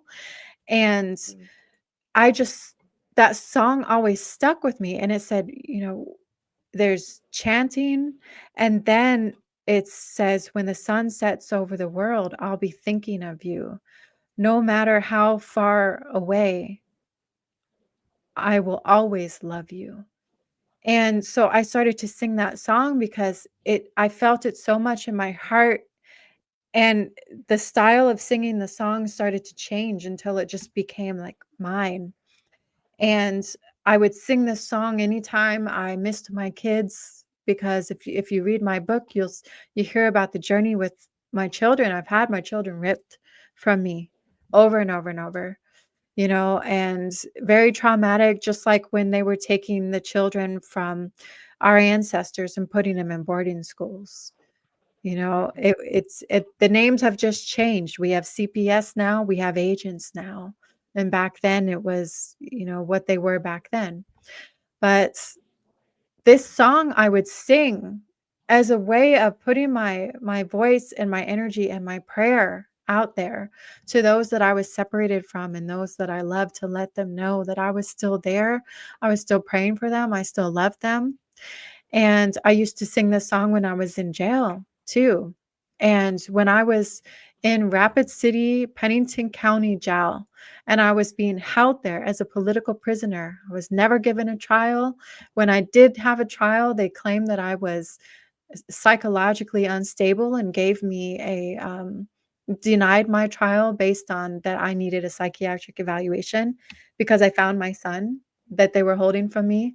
And I went up to their door and I told him to give him back to me. Is that crazy? Or is that just a parent trying to protect their child? And so, you know, it was times when it was 2 times that I sat. And so the second time they held me for 7 months.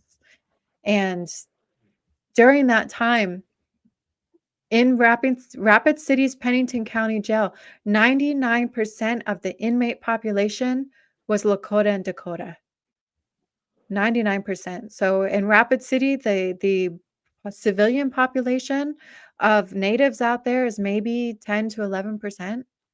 So, but the the inmate population was 99%, you know, so that was mostly all of us natives sitting up in the prison, you know, so that's still going on.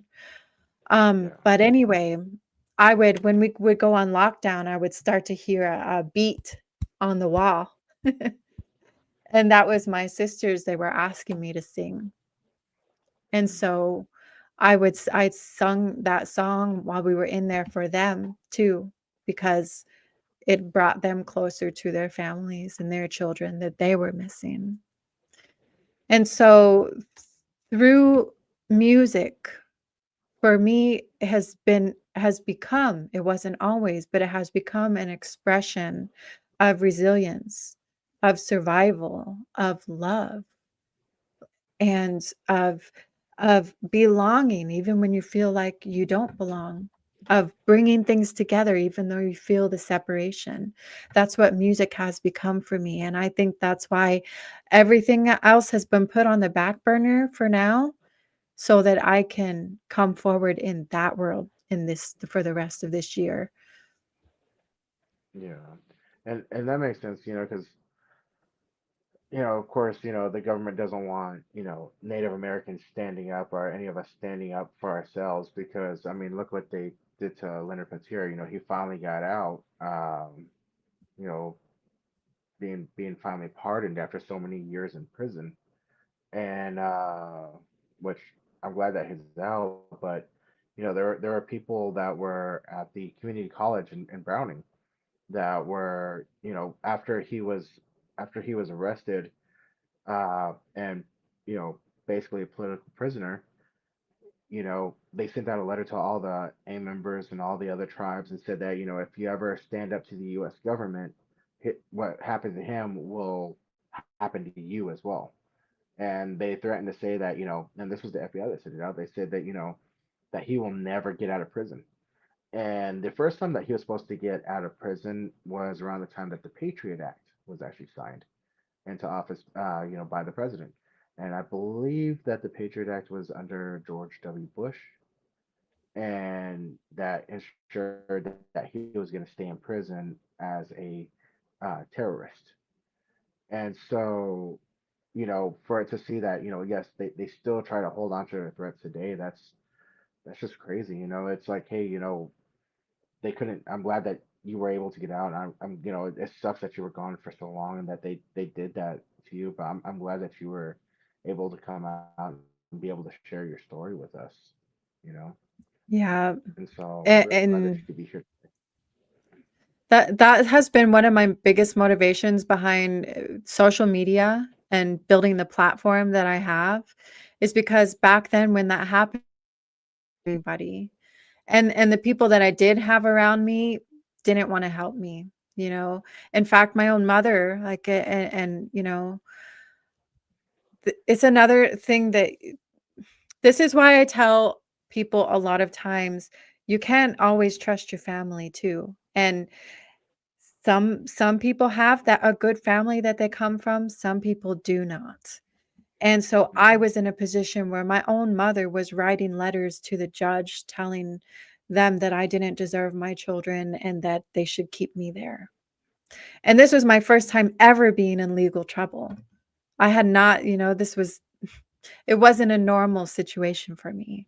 I no Yeah. alcohol, no drug use, it didn't this was just a person who did not like me very much, and that was came in the form of my own mother.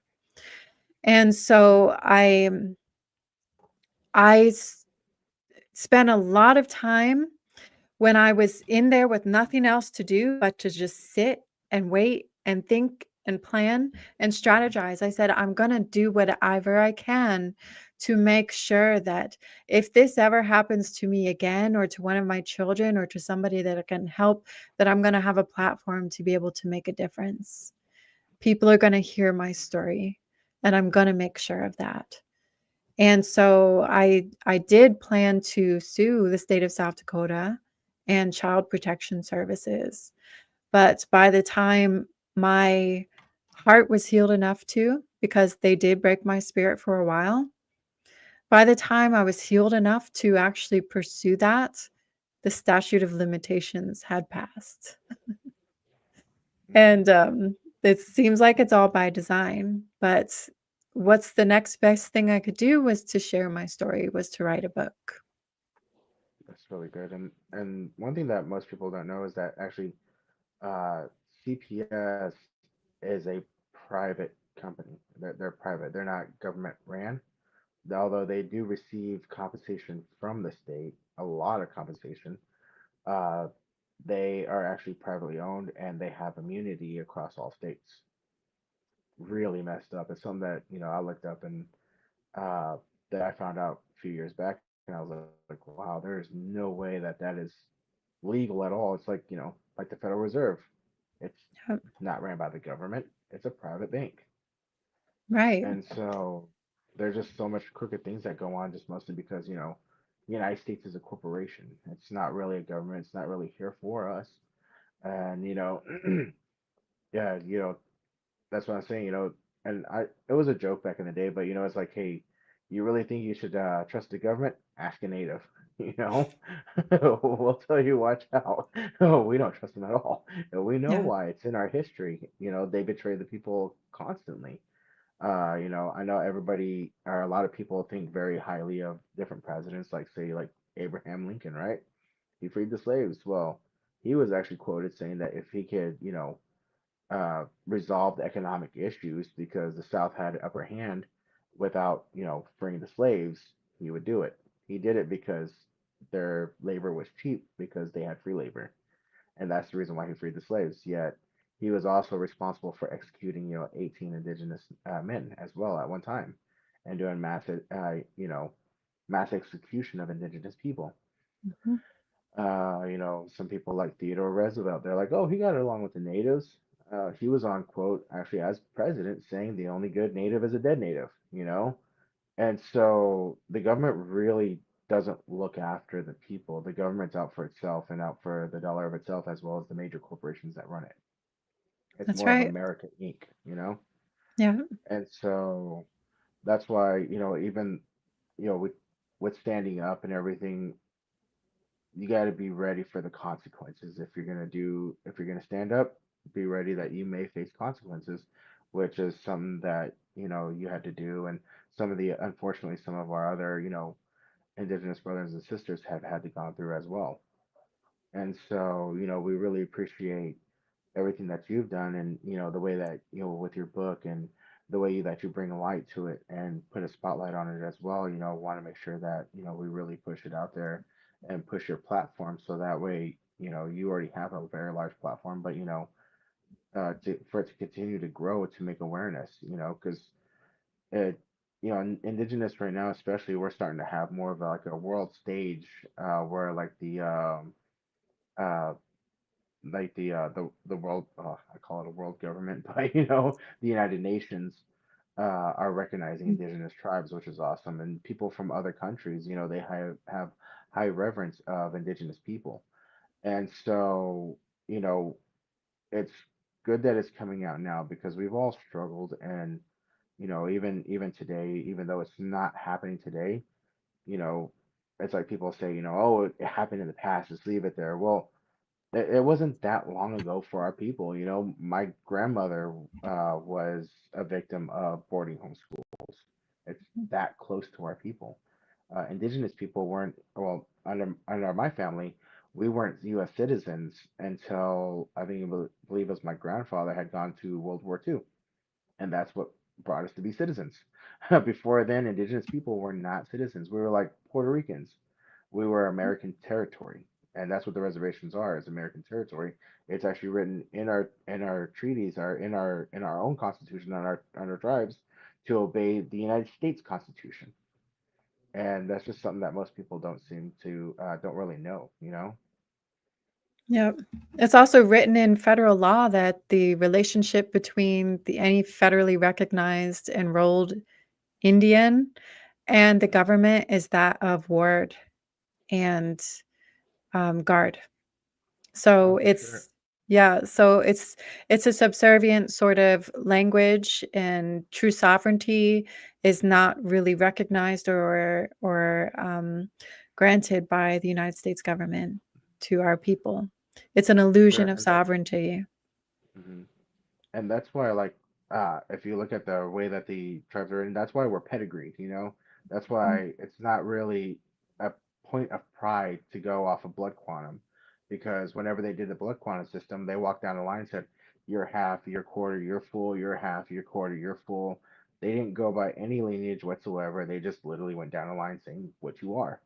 Uh, you know, the way that the treaties are written is that whenever nobody's qualified to be within the tribe, I guess blood-wise to be considered part of the tribe, the government can come in and seek eminent domain over the reservations.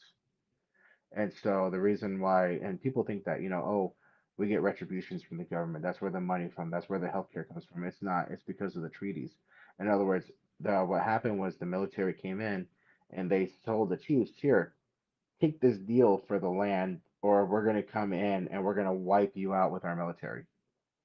And so the chiefs were just making the best decision for survival. Yeah. And so, that's why we're saying, that's why, again, history is written by the victor.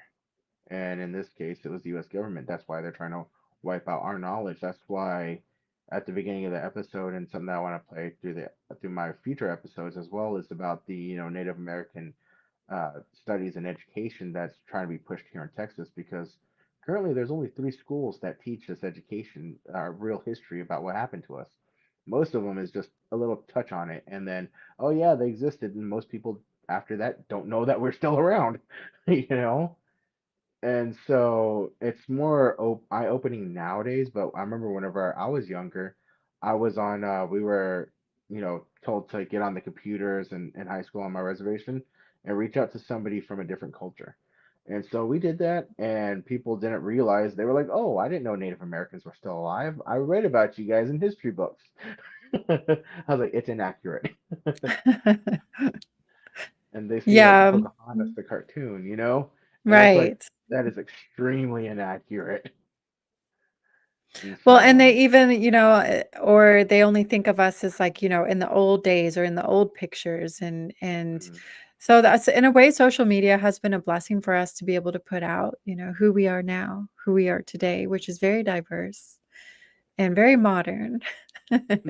Still connected though to our traditions and our customs, which many are being revitalized, which is very beautiful thing because against all odds, we're still here. And definitely. yeah.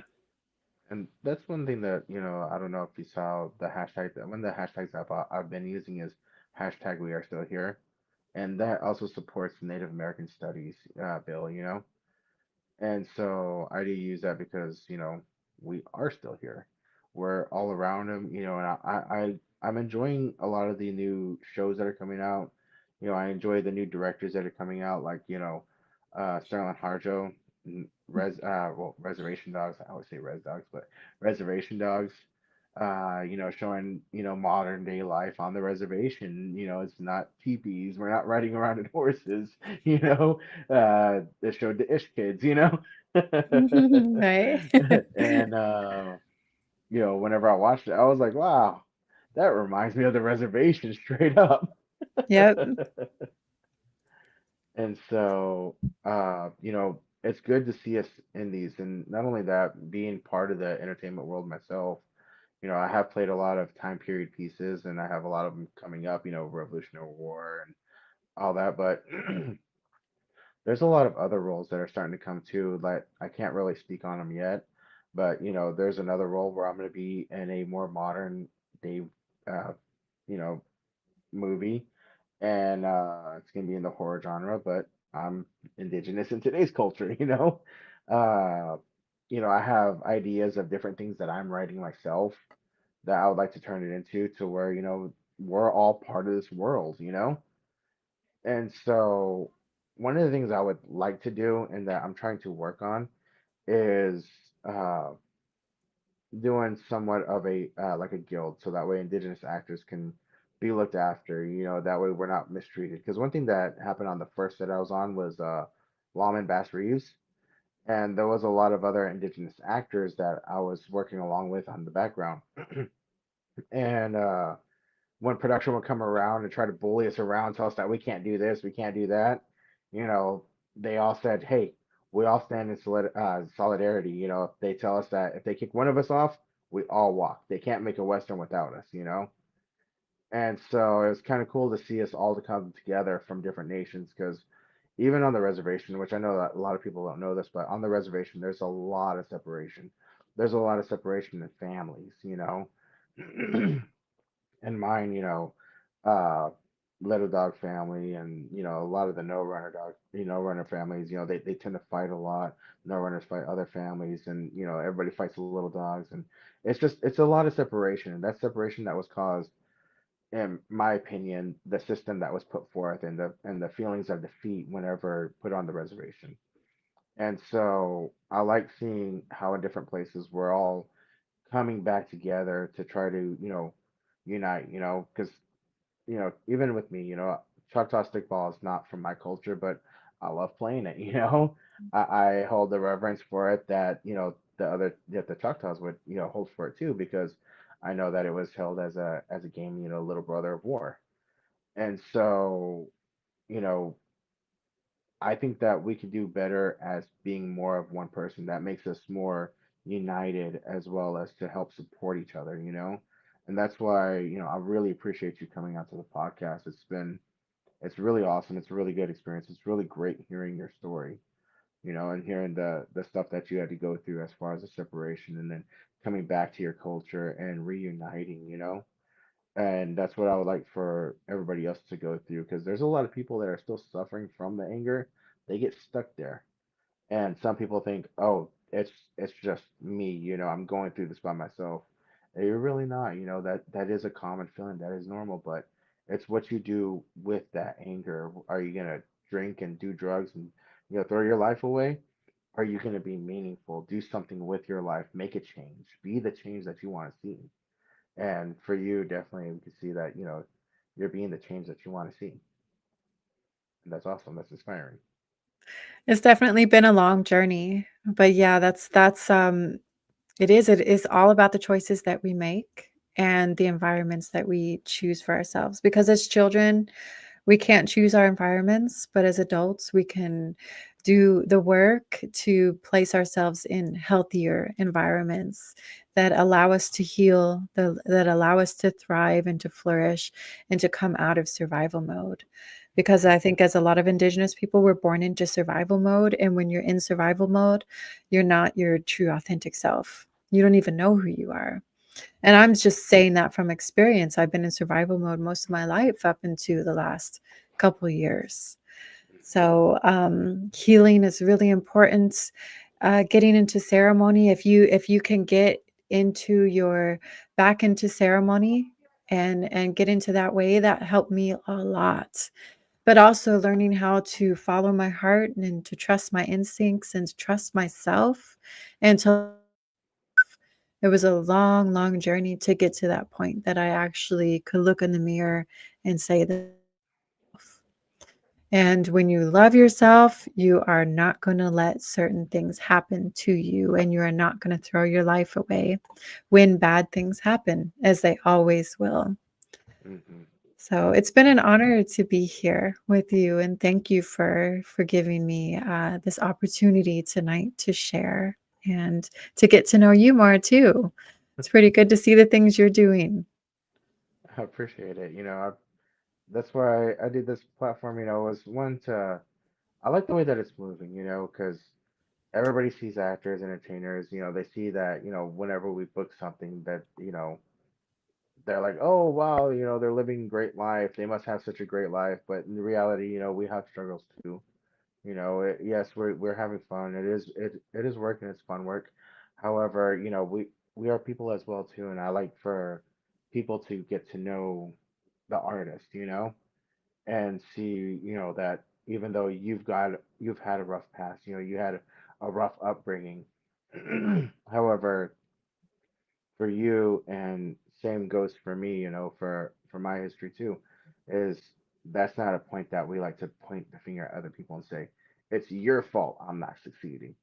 But instead, what we did was, and I'm sure you do the same too, is take that pain, turn it, and finally become a better person out of it because, you know, for future generations, I don't want my kids to go through the stuff that I went through. I want them to be better than how I am, or how I was, to not have to start from rock bottom or start from zero, but continue a journey that I already began for them, and that they grow up without the pain and the anger that I did, and that they're, again, better people than I am, And so I think that that's a road that we should all be focused on, as far as, especially, as people in general. However, especially from the reservations, create a new generation to where they're not going through the pain that our people felt, that we're in charge of healing the next generation, Sorry, I said Yes. a lot, but Well, I do um, know. Yeah, it is. It's up to us. And that requires a lot of sacrifice in this day and age that we're in. And healthy, unhealthy environments, we have to make the choices to get out of there. And then a lot of times we have backlash from our community, right? We have judgments and things like that. But like following our hearts and following our passions, that's our birthright, right? We're not here to suffer. We're not here. And yes, we do have to make sacrifices, but we're not here to suffer. And when we follow our hearts and our passions, when it comes to the entertainment world, when creating art, so many indigenous people around the world are creative geniuses, right? But you have to follow your heart to find out what's for you to express. And when we follow our hearts and we go down the path that's meant for us, that also we're backed in the spirit world with that, then we create change for our children to have a better life. And that is intergenerational abundance, right? mhm. Intergenerational wealth is through creating healing now within our own DNA and our bloodlines, so that our children, like you were saying earlier, don't have to go through the hard struggles and sacrifices that we did to break free from the trauma. And so, like, for example, me writing my book was looking 7 generations ahead to tell the story right now, but to also work through what was holding me back, the blockages, the pain, the trauma in my own bloodline and before me, so that my children to come don't have to work through as much as I did. And yeah, so I like to think of that as intergenerational wealth, passing that on, intergenerational healing. For sure, and that's the true wealth, is it's not money or any of that people think it is for to be wealth, but it's to be free of the pain, free of everything that's happened in the past. Because I'm not sure if you're familiar with it, but are you familiar with the the memory water, the water memory. Dr. Masaru Emoto? Yes. Yes, I And that am. our bodies are 90% water, and there's water in our blood and everything else. So it carries the memories within our DNA, and our DNA itself is, gigabytes and gigabytes, megabytes. Basically, it's a lot of information. And so, like, for one good example is like growing up. I didn't grow up around my biological father. I didn't know him since I was 2. However, whenever I got to actually meet him, I did have a lot of similarities like him. And, he wasn't always the greatest person to be around. He wasn't always the person that he was whenever I finally got to meet him. But, you know, later on in his life when he settled down, and, for me, I was already past a lot of the anger that I had grown up into. It was kind of cool to see that there was a way that we were kind of the same, but in a more healed fashion rather than the angry people we used to be. And I guess whenever I was angry, just hearing stories about him, I was similar to him, and I never really grew up around him. So there was no way for me to learn from him how to be that way. And so it just goes back to memories and, our DNA, the water that we get, whenever we're born in placenta, which is also contains water. So, it's DNA is coming through, the waters from our ancestor runs through us as well. Yes, that's so we heal our internal water, right? We heal. So, yeah. And that experiment that I just want to share a little bit more about that, the water. So there was experiments done by Dr. Masaru Emoto. He was a Japanese scientist. He's no longer with us, but he left his results from those experiments that showed you could take droplets of water and expose them to different frequencies. For example, he exposed them to different musics, different heavy metal or classical music, so different musical vibrations like that. And then he would also expose the water to different words that hold vibrations. For example, hate. Another one was exposed to love.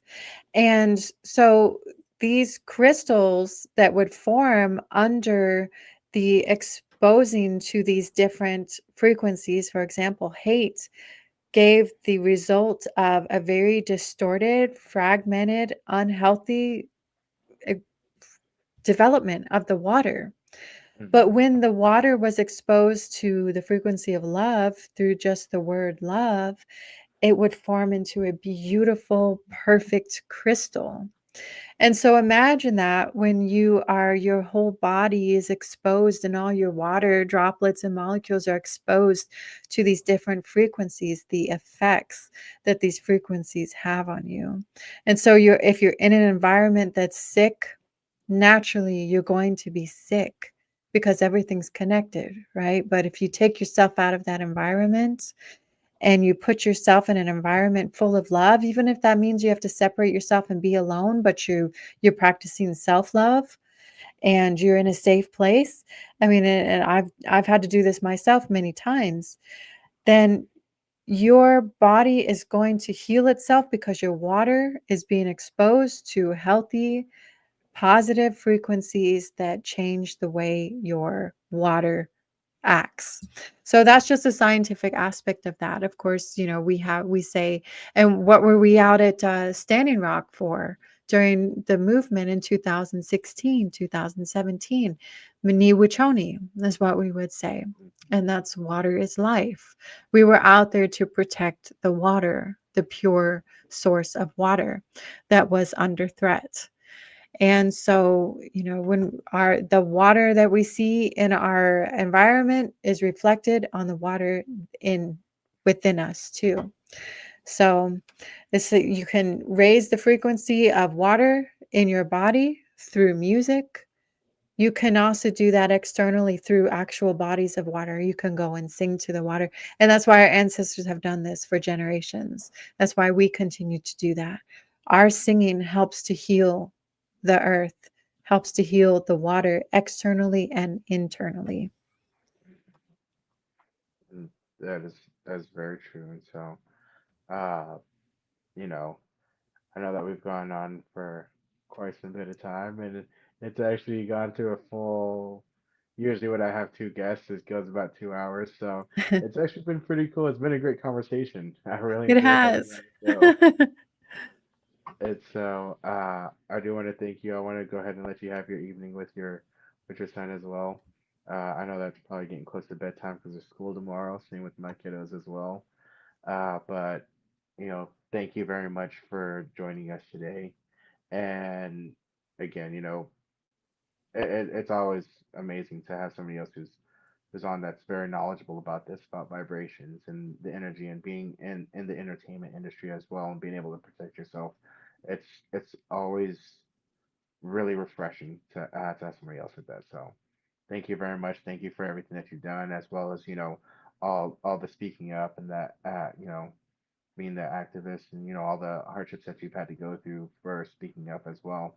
Thank you very much. So Thank you. Thank uh, you for acknowledging that, and thank you for having me on. It's been awesome, and this was a really great podcast episode. So, I appreciate it. So last thing I want to do is I want to go ahead and give everybody your name real quick, so that way where they can find you on social media. I know that you're on Instagram, Facebook. You want to give them all your. Well, I know that we probably share the links later, but it's under your name that everybody can see. However, there are some channels that we're on, like Amazon. They only play audio, and so if you wouldn't mind okay. spelling your name real quick. Okay, it's Stephanie Big Eagle, Stephanie. Last name is Big, Big space EAG. So I am on Facebook as, why don't you just search www.facebook.com/Steph Big Eagle? That would take you directly to my page, which is verified. My Instagram is at Steph Big Eagle, STEPHBIGEAGLE. It's also verified. My TikTok is at Stephanie Big Eagle, also verified. And I want to make sure that's really important that you make sure that you're following only my verified accounts, because there are hundreds of copycats that try to spam people, scam them, spam them. And I do not give readings. And this is always what they go after people for. They try to offer a horoscope or tarot readings or psychic readings. And I just do not do that. So you guys be careful. Don't get scammed.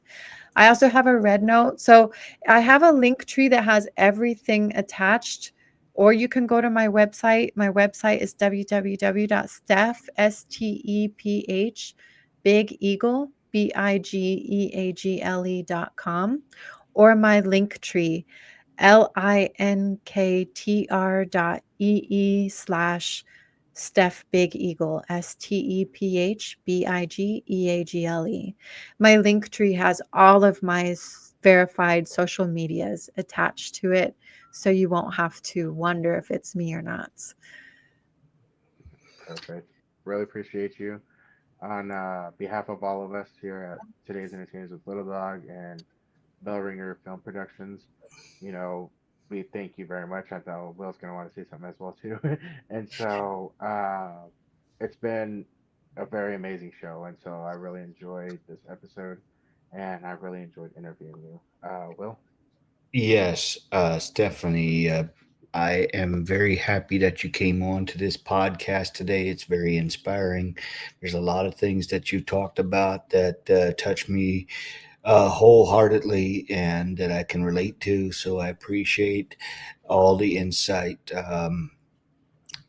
I'm not indigenous, but I do have some background that allows me to relate to some of the issues, and as especially the thoughts about sometimes not feeling like we want to be here. So I appreciate you sharing that. And I don't usually come on as but this has been a very good show and a very good conversation, and I appreciate you. Thank you, Will. It's nice to meet you, and thank you for being in the background too for all of the little issues we had. I'm always trying to be here, and that is true for everything. I want to be a part of success for people, and I'm not concerned about race or sex or anything. I want people to succeed, and so I appreciate that. That's what I'm trying to do. I'm trying to make sure that people succeed. Well, it And looks that's like it's happening. Yeah. let's So make that happen. we're gonna play some last credits for our sponsors. If you don't mind staying on, after that we're gonna end the live stream, but we just need to make sure that everything uploads, okay? Okay, And so we're probably just gonna remove us both from the stage, and then he's gonna play those, and then we'll talk a little bit afterwards, okay? sounds good. All right. This episode is brought to you by Honeybee Funds. Honeybee is a nonprofit organization set up to help house homeless people that fall through all the cracks of other help. Homelessness in America has skyrocketed since 2020, and it's senseless in the wealthiest country in America. Outside of natural disasters, Honeybee believes there is no reason for homelessness in America. Some people will fall through the cracks because they have no children, no elderly living in their household.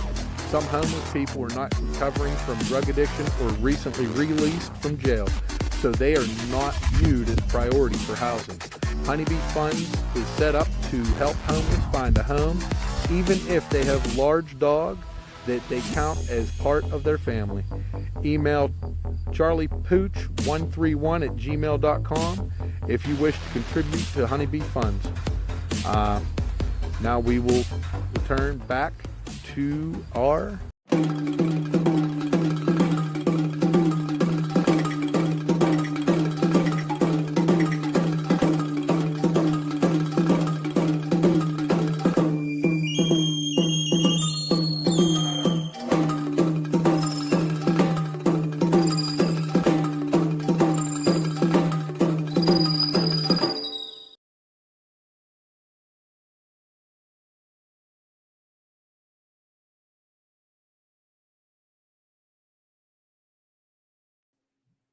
Thank you all. Love you guys. Good night.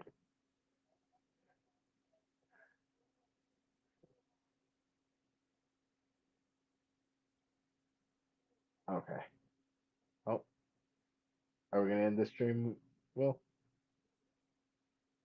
Man, this show's gonna be awesome, bro. This show's gonna be awesome.